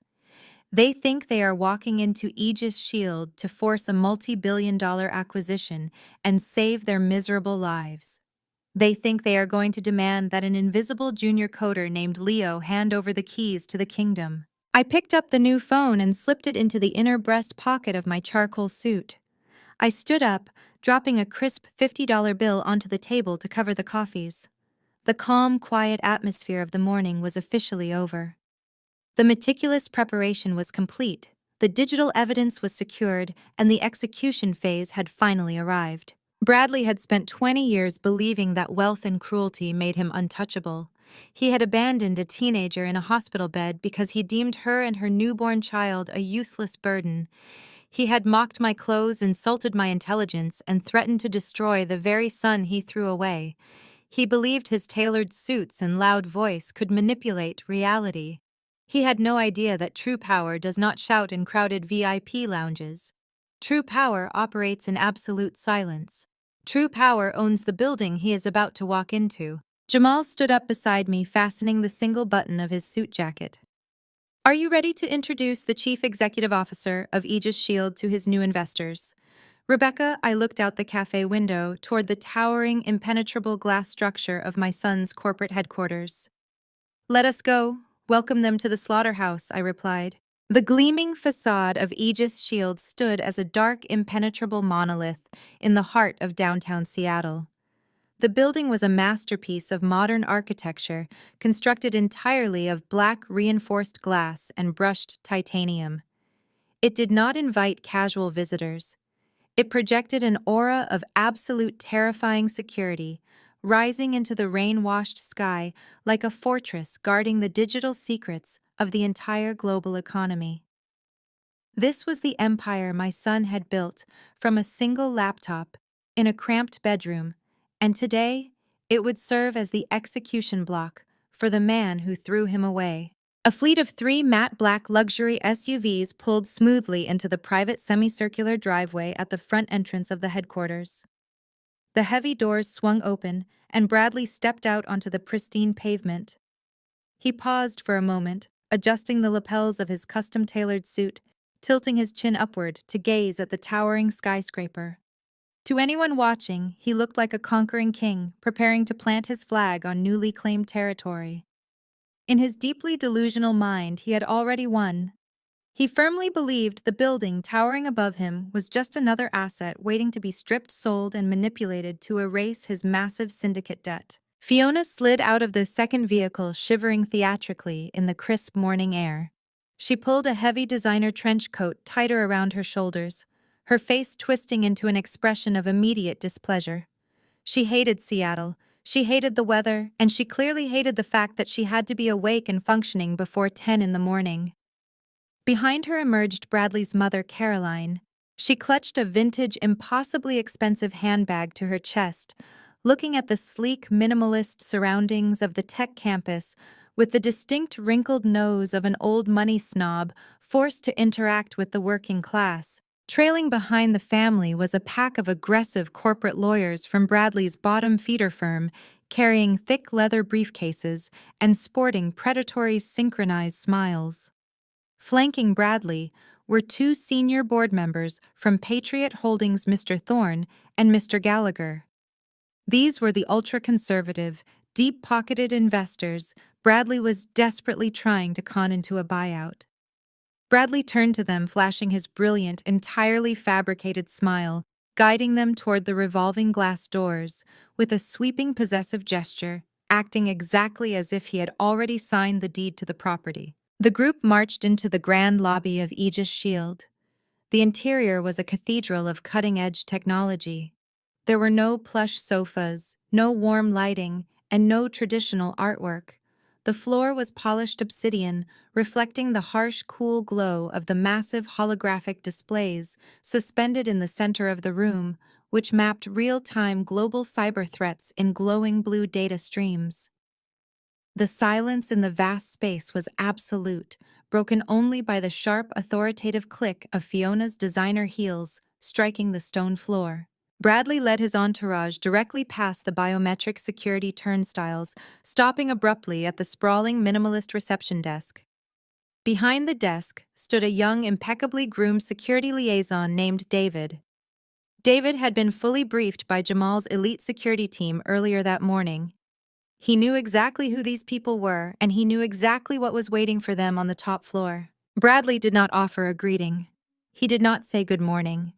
He simply slapped his hand flat against the reception desk, leaning his weight forward to intimidate the younger man. "I am Bradley, Chief Executive Officer of the Vanguard Fund," he announced, his voice booming loudly through the quiet lobby, deliberately projecting his authority for the benefit of the Patriot Holdings investors standing behind him. "I am here for the 9 o'clock acquisition meeting with the executive board. Have my legal team cleared through your security scanners immediately and send an escort to take us to the top floor. We have a very tight schedule today." David maintained a perfectly stoic, unreadable expression. His hands moved swiftly over his illuminated terminal. One moment, Sir David replied, his voice a smooth, automated hum of corporate efficiency. "Let me pull up the visitor manifest for the executive suite." Fiona let out a loud, highly exaggerated sigh, rolling her eyes dramatically at her mother-in-law. She leaned over the desk, snapping her manicured fingers directly in David's face. "While you are looking at your little computer screen, be useful and have someone fetch us coffee," Fiona demanded, her tone dripping with toxic, unadulterated entitlement. "I need a non-fat vanilla latte, extra hot, and make sure whoever brings it does not spill a single drop. The service in this city is absolutely atrocious." Caroline stepped up beside Fiona, looking around the pristine, high-tech lobby with a deep sneer of disgust. "It is incredibly sterile in here," Caroline remarked, speaking loudly enough for Bradley's investors to hear. "All this glass and metal, it lacks the warmth and class of a proper financial institution. It feels like a hospital for computers." "Do not worry, Fiona, darling. Once Bradley takes over this operation, we will have interior decorators come in and fix this dreadful, tasteless aesthetic." Bradley chuckled, turning to Mr. Thorne and Mr. Gallagher with a conspiratorial, arrogant wink. "That is the first order of business, gentlemen. Restructuring the environment and trimming the fat. These tech startups have no idea how to run a real corporation. They let junior coders think they own the place." Bradley laughed again, a harsh, ugly sound. "First thing I am doing tomorrow is going down to the server room and firing a few useless, ungrateful kids just to remind the staff who actually signs their paychecks now." The two investors nodded politely, clearly, buying into Bradley's aggressive take-charge facade. They believed they were watching a master negotiator preparing to gut a bloated tech company. They had absolutely no idea Bradley was actively bragging about his plan to fire the billionaire owner of the building. David looked up from his terminal, his face a masterclass in professional neutrality. He retrieved a stack of temporary limited access security badges from a drawer and placed them neatly on the desk. "The executive board is expecting you in the primary boardroom on the top floor," David stated smoothly, handing the badges to Bradley's lead lawyer. "Proceed through the far right turnstile. The private elevator will take you directly to the executive suite." Bradley snatched his badge without a word of thanks, clipping it to his tailored lapel. He gestured for the lawyers and investors to follow him, marching toward the sleek stainless steel elevator banks, like a military general leading a parade. Fiona lingered for a fraction of a second at the reception desk, glaring at David. "I am still waiting for my coffee," she hissed, furious that her demand had been ignored. "You people are entirely incompetent. I will be speaking to Human Resources about your attitude the moment this buyout is finalized." David simply smiled, a polite, chillingly hollow smile. "Have a wonderful meeting, ma'am," he replied smoothly. "I am sure you will find exactly what you are looking for upstairs." Fiona scoffed, turning on her heel to chase after her husband. She hurried into the spacious, mirrored elevator car, squeezing in beside Caroline and the aggressive legal team. Bradley stood at the front, adjusting his tie one last time as the heavy steel doors began to slide shut. The villains were officially in the elevator, ascending rapidly toward the executive floor, completely blinded by their own towering greed and toxic entitlement. They were bickering about the terrible lobby decor and planning how they would spend the acquisition money, blissfully, wonderfully unaware that the doors were about to open into a perfectly designed, inescapable slaughterhouse. The private elevator glided to a silent, frictionless halt on the top floor of the Aegis Shield headquarters.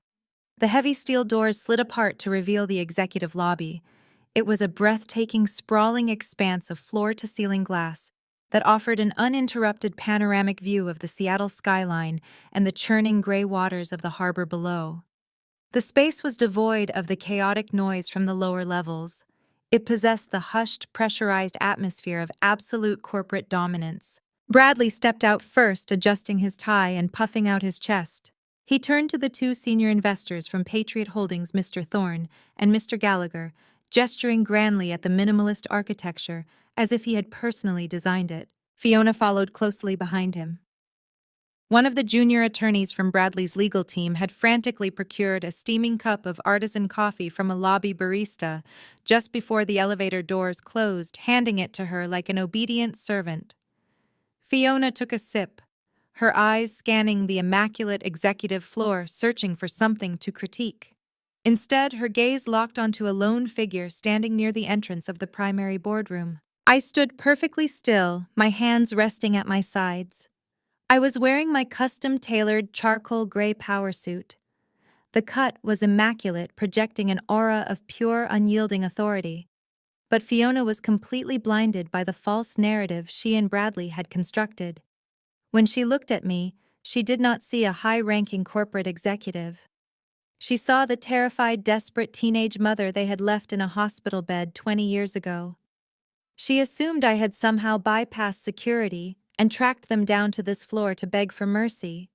She firmly believed I was there to drop to my knees and plead with Bradley not to fire my son from his supposedly insignificant internship.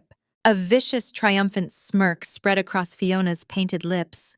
She marched directly toward me, her designer heels clicking sharply against the polished obsidian floor. She completely ignored the breathtaking view and the intimidating silence of the executive suite, entirely focused on executing what she believed would be my ultimate public humiliation. Bradley noticed my presence a second later. He let out a harsh, arrogant scoff, shaking his head and muttering a disparaging comment to his investors about his unhinged ex-wife stalking his vital business meetings. Fiona stopped mere inches from me. She looked me up and down, her eyes full of toxic, elitist disgust. "Are you genuinely this pathetic, Rebecca?" Fiona asked, her voice carrying clearly across the quiet lobby. "Did you honestly think you could just sneak up to the executive floor and beg my husband for a favor? Let me guess.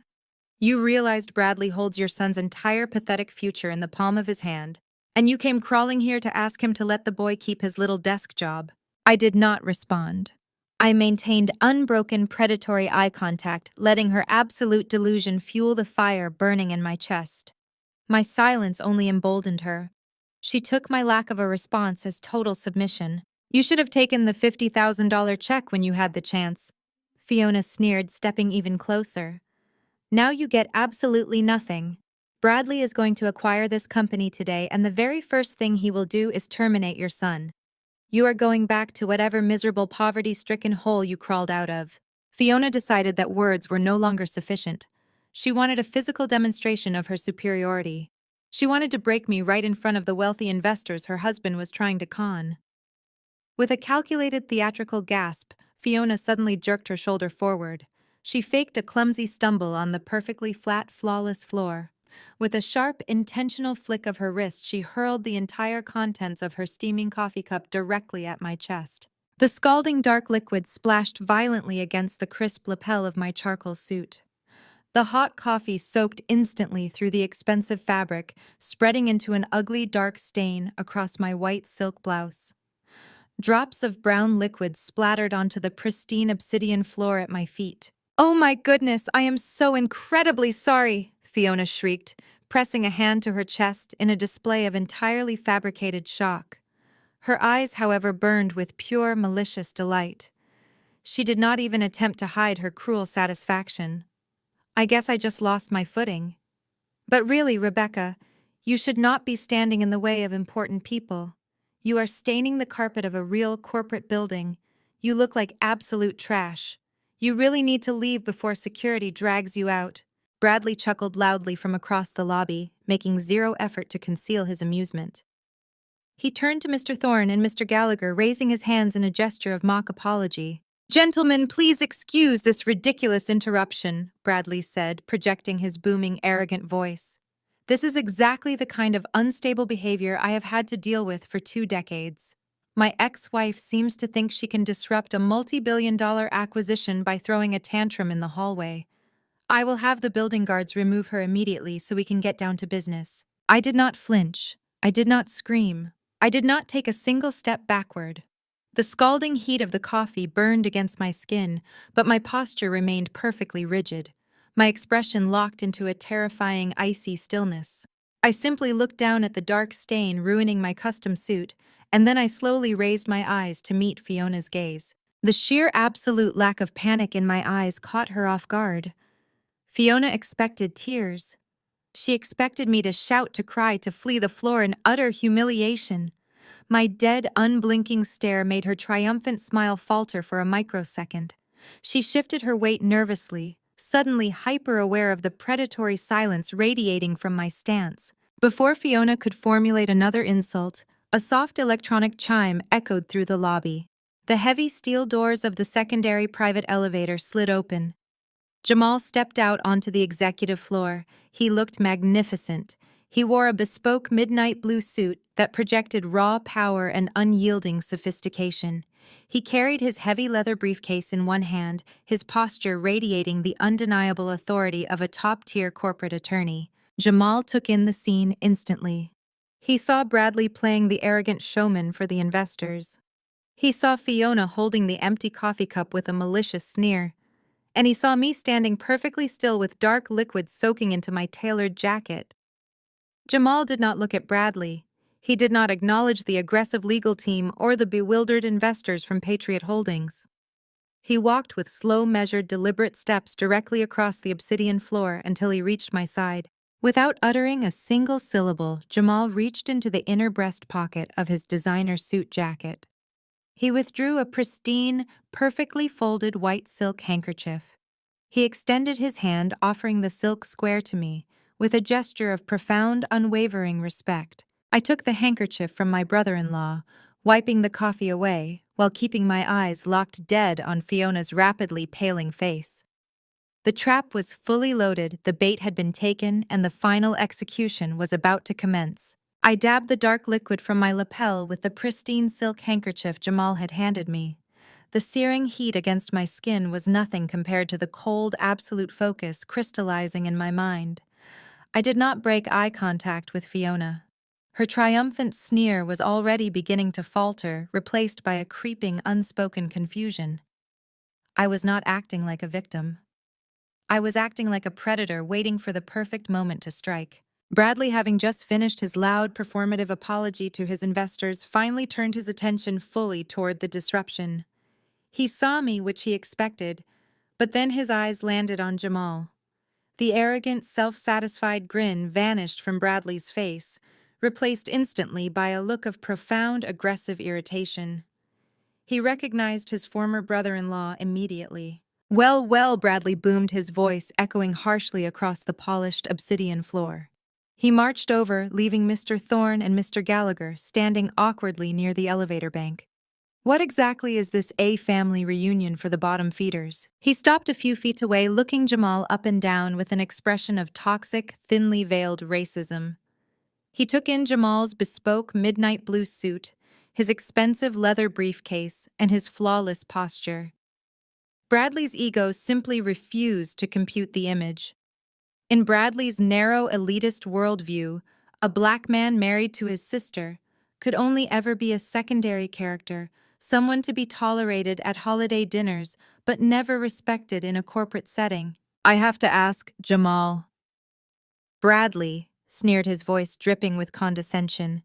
Did you get lost looking for the service elevator? Or did Rebecca actually hire you to beg for her son's internship? I know you run a cute little practice handling messy divorces for desperate housewives, but you are severely out of your depth on this floor. This building is for big players handling multi-billion-dollar acquisitions. They do not let low-rate street lawyers negotiate in these boardrooms. Jamal did not flinch. He did not tighten his jaw, and he certainly did not raise his voice. He stood with the relaxed, terrifying ease of a man holding a royal flush. He allowed Bradley's racist microaggressions to hang in the crisp, pressurized air of the executive lobby, letting the sheer ignorance of the statement resonate for the benefit of everyone listening. Fiona, sensing an opportunity to pile on, stepped up beside her husband. She crossed her arms, careful not to let her expensive coat touch my coffee-stained suit. "You two really are pathetic," she scoffed. "You orchestrate this little ambush wearing your rented suits, thinking you can intimidate Bradley in front of his investors. It is embarrassing. Security is going to drag you both out by your collars." I remained perfectly silent, tossing the ruined silk handkerchief into a nearby brushed steel receptacle. I smoothed down the front of my jacket. The stain was prominent, but my posture was absolute steel. Jamal finally smiled.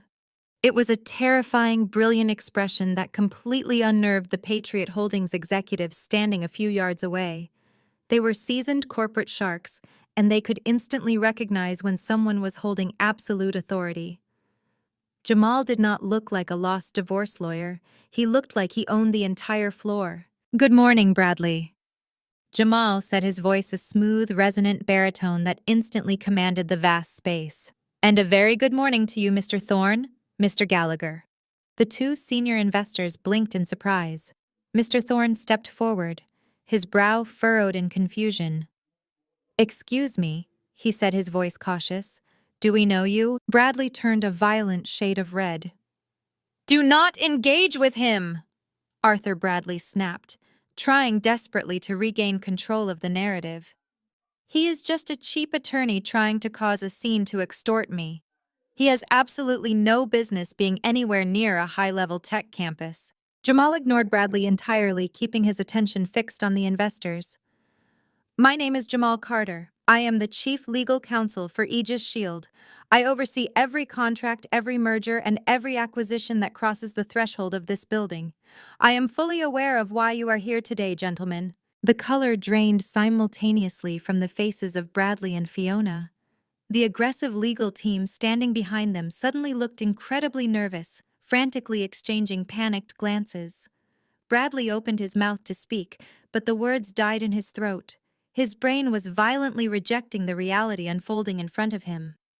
The man he had just insulted, the man he had dismissed as a low-rate divorce lawyer, was the absolute legal authority of the multi-billion-dollar unicorn he was trying to acquire. "You," Bradley stammered, pointing a shaking finger at Jamal. "That is impossible. You do not work here. You are just Tara's husband. "You're just a Jamal," cut him off with a single sharp look that possessed enough kinetic force to physically stop Bradley in his tracks. "You have spent your entire life underestimating the people around you, Bradley," Jamal stated, his voice ringing with lethal precision. "You judge intelligence by the color of a person's skin and the price tag on their watch. You look at Rebecca and see a victim. You look at me and see a stereotype. That arrogance has cost you everything." Jamal turned away from Bradley's horrified face. He walked slowly, deliberately toward the massive frosted glass and titanium double doors that served as the entrance to the primary executive boardroom. He placed his hands flat against the heavy metal handles. Mr. Thorne and Mr. Gallagher stood perfectly still, their seasoned corporate instincts screaming that they had just walked into a massive, catastrophic trap. Bradley stood frozen, his chest heaving, his eyes darting frantically between me and Jamal. Fiona had gone entirely silent, her manicured hands trembling at her sides. Jamal pushed the heavy doors open. They glided apart on silent hinges, revealing a cavernous, breathtaking boardroom bathed in natural light. The long, polished obsidian table gleamed under the recessed ceiling lights. It was an arena designed for corporate slaughter. Jamal stepped aside, holding the door open. He looked directly at Bradley, a cold, predatory smile locking onto his face. "After you," Jamal said, his voice echoing perfectly down the quiet hallway. "Our CEO has been waiting 20 years for this meeting." The heavy double doors closed behind us with a solid pressurized seal, cutting off any ambient noise from the executive lobby. The primary boardroom of Aegis Shield was a magnificent temple of modern corporate dominance. It spanned the entire width of the top floor, bordered by angled floor-to-ceiling glass that offered a dizzying view of the churning Seattle harbor. A massive, polished obsidian table stretched down the center of the room, equipped with flush-mounted digital interfaces and sleek titanium microphones. Bradley marched into the room first, his chest puffed out desperately, trying to maintain his facade of control. He gestured for Mr. Thorne and Mr. Gallagher to take their seats along the right flank of the table. He was moving with frantic, jerky energy, his eyes darting around the cavernous space as he searched for whoever he believed was actually in charge. He completely ignored the layout of power in the room, acting like a conqueror who had already won the war. Fiona and Caroline followed, pulling out heavy leather chairs and sitting down with theatrical elegance.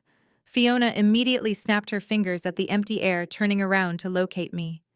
She fully expected me to be standing by the heavy wooden doors, head bowed, waiting to pour her a glass of sparkling water. She expected to see a broken, humiliated woman hiding in the shadows of the room.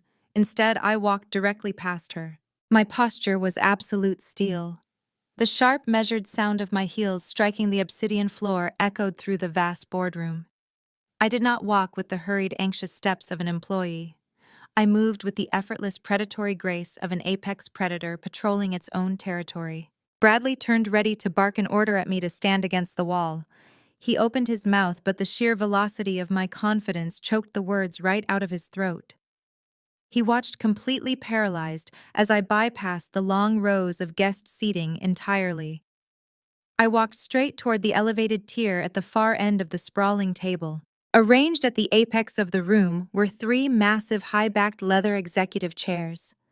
Before the center chair sat a polished titanium placard currently turned away from the guests. To its right was a plaque bearing Jamal Carter, Chief Legal Counsel. I stopped behind the chair on the left. I placed my hands on the cool leather, pulling it out with a smooth, practiced motion. I did not look at Bradley. I did not look at Fiona. I simply lowered myself into the seat, crossing my legs and folding my hands, resting them perfectly beside the engraved titanium plaque that caught the overhead light. It read, "Rebecca, Chief Strategy Officer."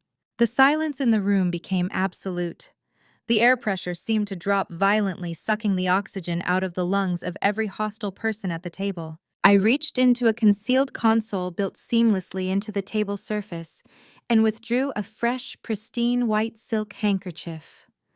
With slow, methodical precision, I dabbed at the dark coffee stain Fiona had intentionally splashed across my lapel. I was totally unbothered. I did not look angry or humiliated. I looked like a monarch calmly wiping dust from her boot. The realization hit Fiona like a freight train moving at maximum velocity. I watched it happen in real time. The arrogant, toxic smirk completely melted off her face, replaced by a look of sheer, unadulterated horror.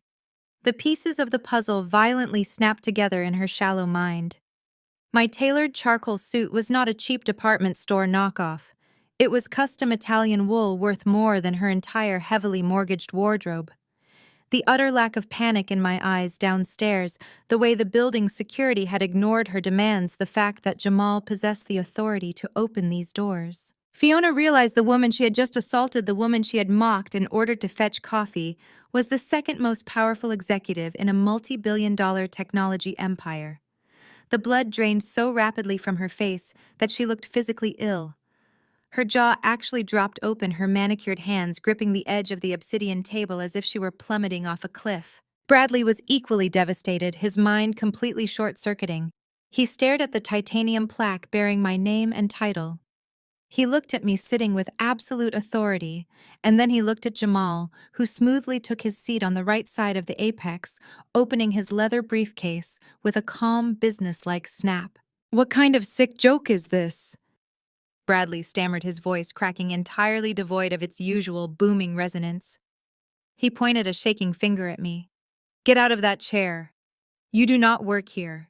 You are trying to sabotage my acquisition by playing dress-up." I finally raised my eyes and locked them onto his.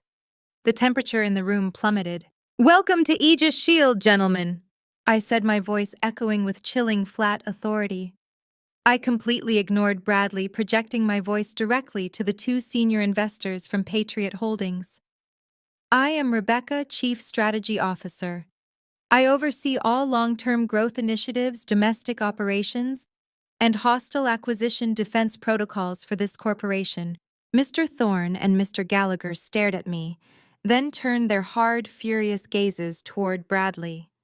They were seasoned corporate sharks, and they instantly recognized that they had been lied to. Bradley had promised them an easy buyout of a vulnerable tech startup. Instead, he had walked them blindly into an ambush orchestrated by the very woman he had been publicly smearing in the press all week. Bradley slammed both of his hands onto the table, his face turning a dangerous shade of crimson. "This is a complete fraud," he shouted, desperation making him reckless. "I am not negotiating with my bitter ex-wife and her divorce lawyer. I demand to see the chief executive officer immediately. I demand to see the person who actually runs this company. I am going to buy this entire building, and my first official act will be having security throw you both onto the street." I finished dabbing my lapel and tossed the soiled silk handkerchief onto the pristine table. I leaned back in my heavy leather chair, a cold, predatory smile finally touching my lips.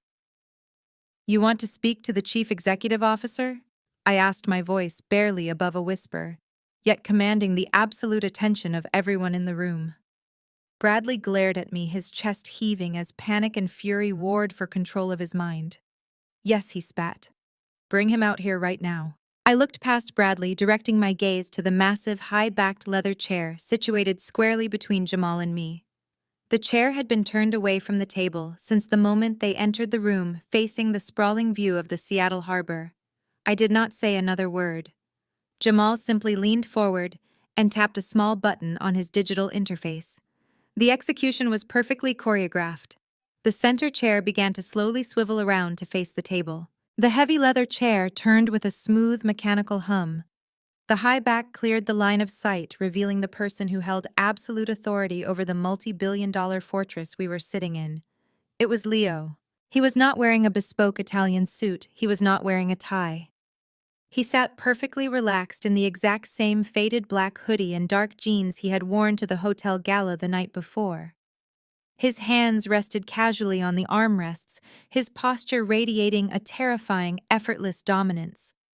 He did not look like a frightened 20-year-old college dropout.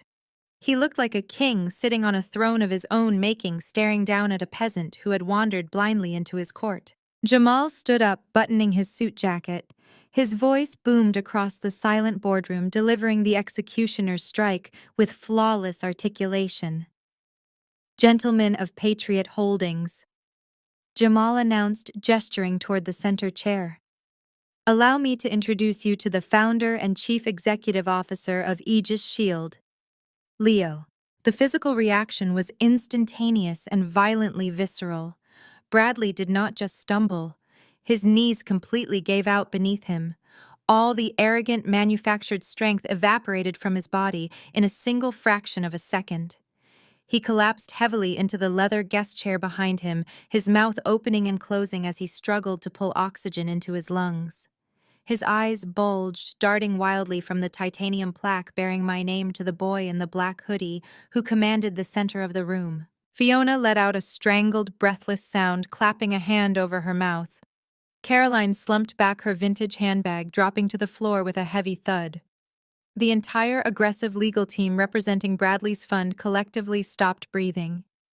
The reality of their situation crashed down on them with the weight of a collapsing skyscraper. The kid Bradley had cornered in the VIP lounge, the supposedly desperate junior coder he had threatened to fire.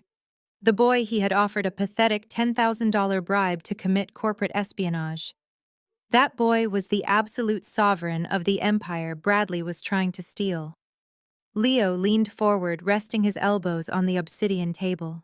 He fixed his gaze directly on his biological father, his eyes burning with a cold, analytical intelligence that offered zero mercy. "You offered me $10,000 to install a backdoor routing sequence into my own mainframes," Leo stated. His voice was calm, steady, and amplified perfectly by the table microphones, ensuring every single person in the room heard the accusation clearly. "You told me Aegis Shield was mismanaging its proprietary data. You told me I was just a replaceable cog, a rounding error on a balance sheet. You promised you would save my career if I helped you steal my own financial metrics to force a hostile takeover." Mr. Thorne and Mr. Gallagher, the senior investors from Patriot Holdings, turned physically toward Bradley. The color drained from their seasoned faces. They were ultra-conservative men who despised scandal, and they had just been informed that the man begging for their capital was actively attempting to execute a felony espionage plot against the very company he promised them. "Bradley," Mr. Thorne barked, his voice sharp and furious. "What on earth is he talking about? Did you attempt to bribe a corporate officer to commit theft?" Bradley raised his shaking hands, a thick layer of nervous sweat suddenly coating his forehead. "No," he stammered, his voice pitching high with sheer panic. "Arthur, listen to me. This is a setup. This is my estranged son. He is colluding with his mother to ruin me. They are lying. I never offered him a bribe. I never asked him to hack the company. I just met with him to offer to pay his college tuition." "He is lying to you," Bradley shouted, pointing a trembling finger at Leo. "He is a dropout. He does not run this company.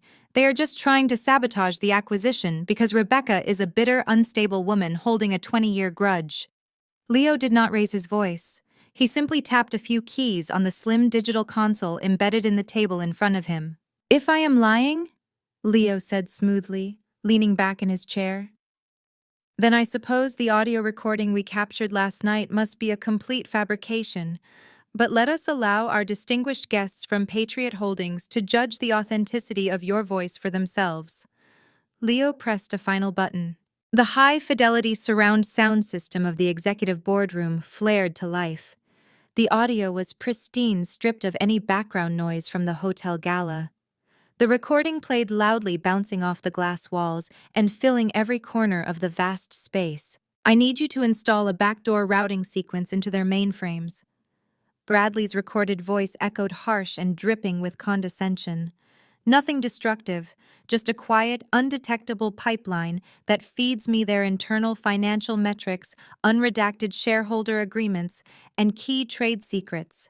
With that data, I can force a buyout. I can acquire Aegis Shield." The recording continued, playing the exact moment Bradley handed over the list of target data, right up to the sickening crunch of my decoy phone being stomped under his shoe. When the audio cut off, the silence that followed was absolute and suffocating. Bradley sat frozen in his chair, his entire body trembling violently. The arrogant, untouchable CEO facade was completely annihilated.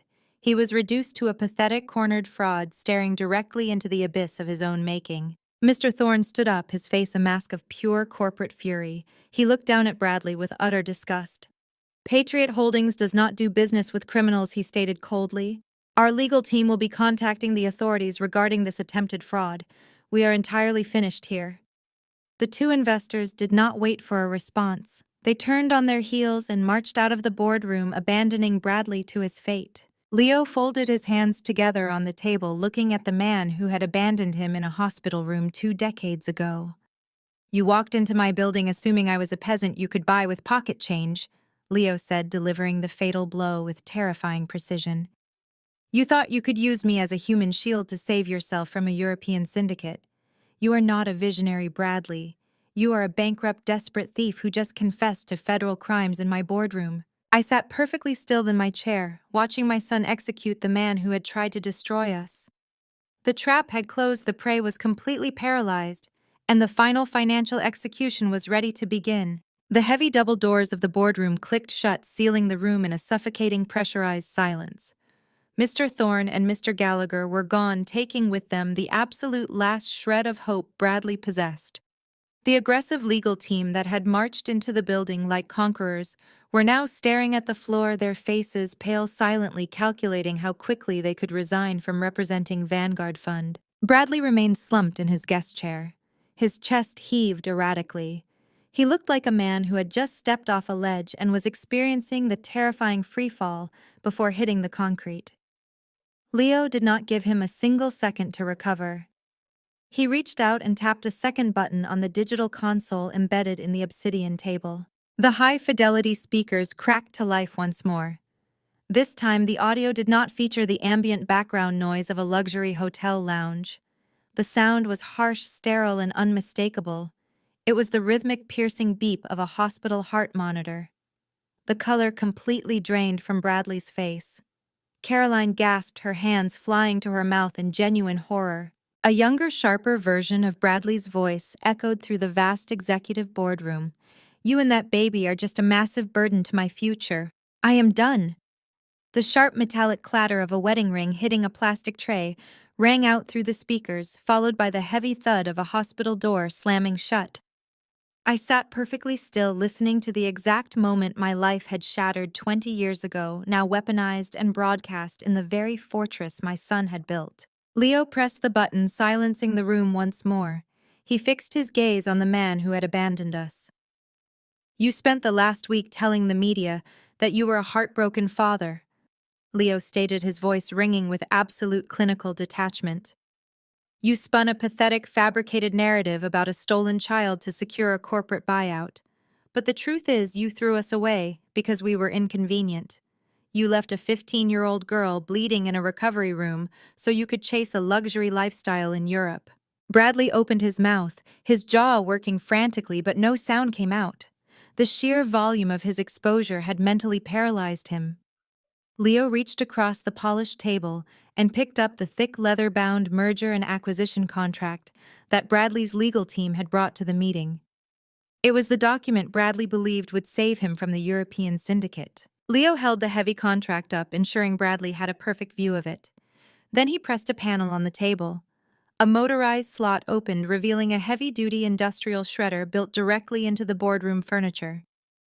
You wanted to acquire Aegis Shield, Leo said smoothly. You wanted to restructure my leadership and trim the fat. Leo fed the thick document directly into the shredder. The grinding mechanical roar filled the room violently, chewing the contract into thousands of meaningless paper shreds. Bradley flinched at the noise, physically recoiling, as his entire corporate salvation was destroyed right in front of his face. When the machine stopped, Leo reached into his black messenger bag resting beside his chair. He pulled out a sleek crimson-red folder. With a swift, precise motion, he slid it across the long obsidian table. It glided frictionlessly over the polished surface, stopping exactly an inch from Bradley's trembling hands. Open it, Leo commanded. Bradley stared at the crimson folder as if it were a venomous snake. His hands shook violently as he reached out, peeling back the cover. He stared at the heavily stamped financial documents inside his eyes, darting frantically across the pages. His breathing hitched, accelerating into a full-blown panic attack. I do not understand. Bradley stammered, his voice weak and entirely broken. How did you get these? These are private ledgers. Jamal stood up from his seat at the apex of the table, buttoning his suit jacket with a sharp, authoritative snap. Those are not just ledgers, Bradley. They are formal transfer of debt agreements. You see, when you recklessly borrowed $150 million from a shadow syndicate in Europe, you signed a highly aggressive, unconditional promissory note. You assumed they would just break your legs if you failed to pay. Jamal began to pace slowly down the length of the boardroom. But criminals are businessmen too. When Aegis Shield approached them last night through secure offshore channels and offered to purchase your entire debt portfolio at a premium, they gladly sold you out. They transferred the debt, the collateral, and the legal right of collection entirely to us. Fiona let out a sharp, terrified cry. She gripped the armrests of her chair, her emerald green gown suddenly looking absurd in the face of absolute financial ruin. What does that mean? She shrieked, her voice cracking under the pressure. I leaned forward in my chair, resting my forearms on the table. I looked directly into Bradley's terrified eyes. It means you no longer owe the syndicate, Bradley, I said, my voice dropping into a register of pure lethal satisfaction. It means Aegis Shield secretly bought every single cent of your debt. My son is now your sole creditor. We own your hedge fund. We own your personal assets. We own you. Bradley looked back at Leo, his face slick with cold sweat. You cannot do this. I do not have the liquid capital. The market crashed. The fund is completely empty. I am entirely aware of your insolvency, Leo replied, his tone chillingly flat. And per the specific predatory clauses you eagerly signed with that syndicate, the debt is instantly callable upon a change of holding entity. I am invoking that clause right now. Leo leaned forward, mirroring my posture perfectly. I am calling the entire $150 million due today. You have until 5 o'clock this evening to transfer the full amount into the Aegis corporate holding accounts. If the funds are not secured by the deadline, I will initiate an immediate hostile liquidation of your entire estate. I cannot pay that! Bradley screamed, his voice breaking into a pathetic, desperate wail. You know I cannot pay that. You are bankrupting me. You bankrupted yourself, Jamal corrected sharply, stopping right beside Bradley's chair. We are simply collecting the bill. And considering I forwarded your entire embezzlement history to the Federal Bureau of Investigation an hour ago, I highly doubt any bank on this planet will offer you a loan. The lead attorney representing Vanguard Fund immediately stood up, slamming his briefcase shut. He did not say a single word to Bradley. He simply signaled to his junior partners, and the entire legal team practically sprinted out of the boardroom, abandoning their toxic criminal client to his inescapable fate. Bradley was completely trapped. The walls had closed and the exits were sealed, and the financial execution was absolute. The heavy double doors clicked shut behind the fleeing legal team, leaving an absolute vacuum of power in their wake. Bradley remained frozen in his chair, his chest heaving, as the crushing reality of his $150 million debt suffocated him. But the silence inside the executive boardroom was abruptly shattered by a sound rising from the Seattle streets below. It started as a faint, distant wail, but it rapidly multiplied and amplified. The sharp, piercing shriek of federal sirens echoed against the black glass of the Aegis Shield skyscraper. Jamal casually checked his platinum watch, adjusting his pristine cuffs. Right on schedule, Jamal noted, his voice smooth and entirely unbothered. The Cybercrimes Division of the Federal Bureau of Investigation takes high-level corporate embezzlement very seriously, especially when the evidence is handed to them in a perfectly organized, highly encrypted dossier. They are entering the main lobby right now. Fiona snapped her head toward the floor-to-ceiling windows, her eyes wide with unadulterated terror. The flashing red and blue lights reflected off the glass painting her pale, horrified face in alternating strokes of panic.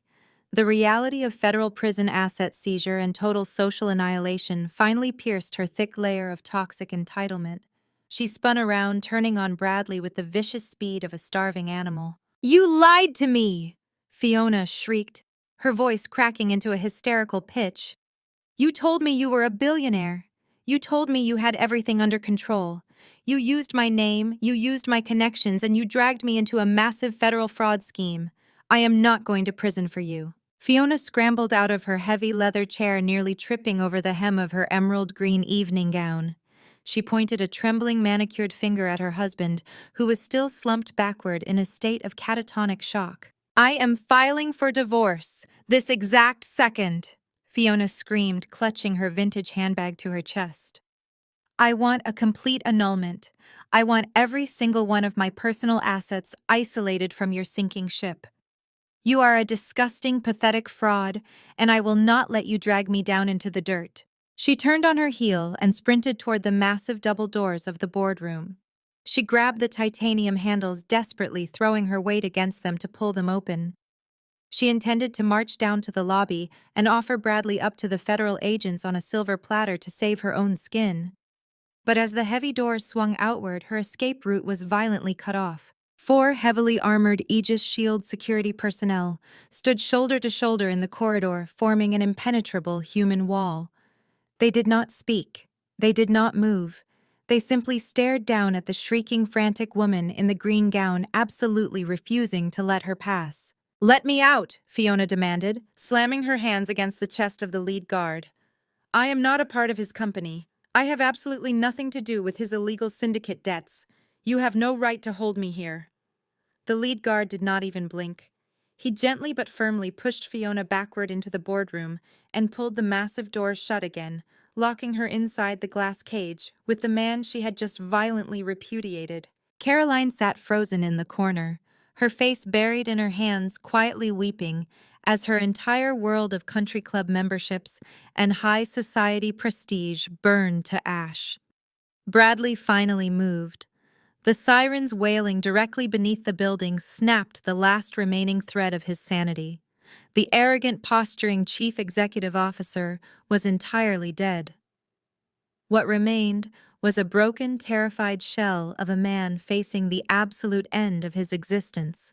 He slid out of his leather guest chair and hit the polished obsidian floor. He did not stand up. He dropped heavily onto his hands and knees. Bradley began to crawl. He crawled across the immaculate floor, his expensive tailored suit dragging against the stone. He moved past Jamal, past the center of the massive table, heading directly toward the elevated tier where I sat. Tears streamed down his face, mixing with the cold sweat of sheer panic. He reached the foot of my chair, looking up at me with red, desperate eyes. "Rebecca, please," Bradley sobbed, his voice a pathetic, broken wheeze. "Please do not do this to me. I will do anything. I will sign whatever you want. I will publicly apologize. Just please call off the debt. Call off the federal agents. You cannot let me go to prison.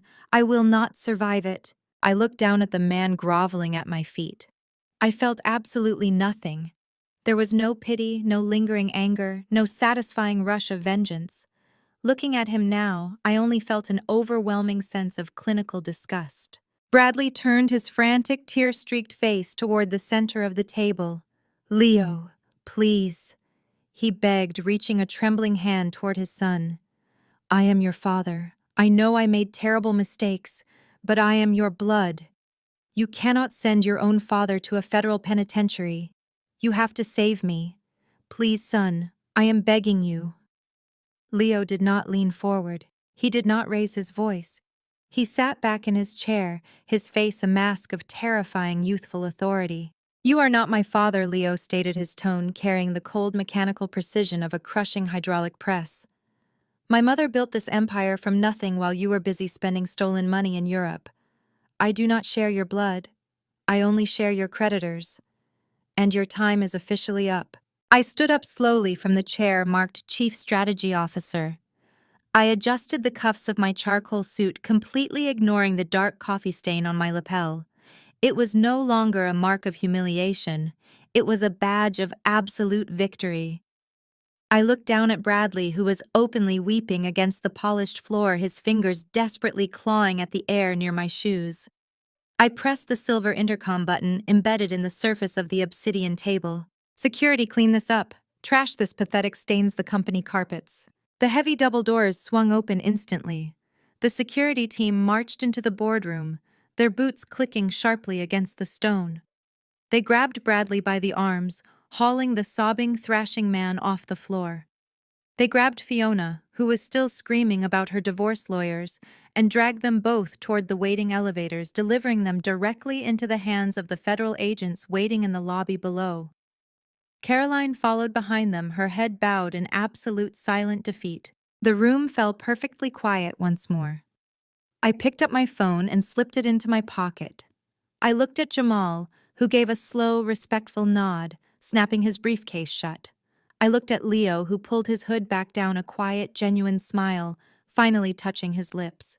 We turned away from the sprawling view of the Seattle harbor. Together, the three of us walked down from the elevated tier, our footsteps echoing in perfect synchronization.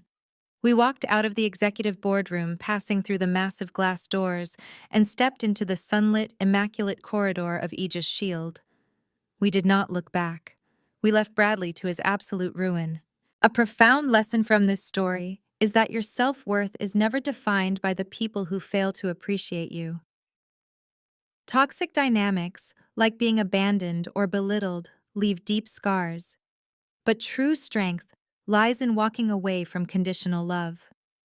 Ultimately, families are not defined by biology, but by the consistent choice to show up and prioritize one another.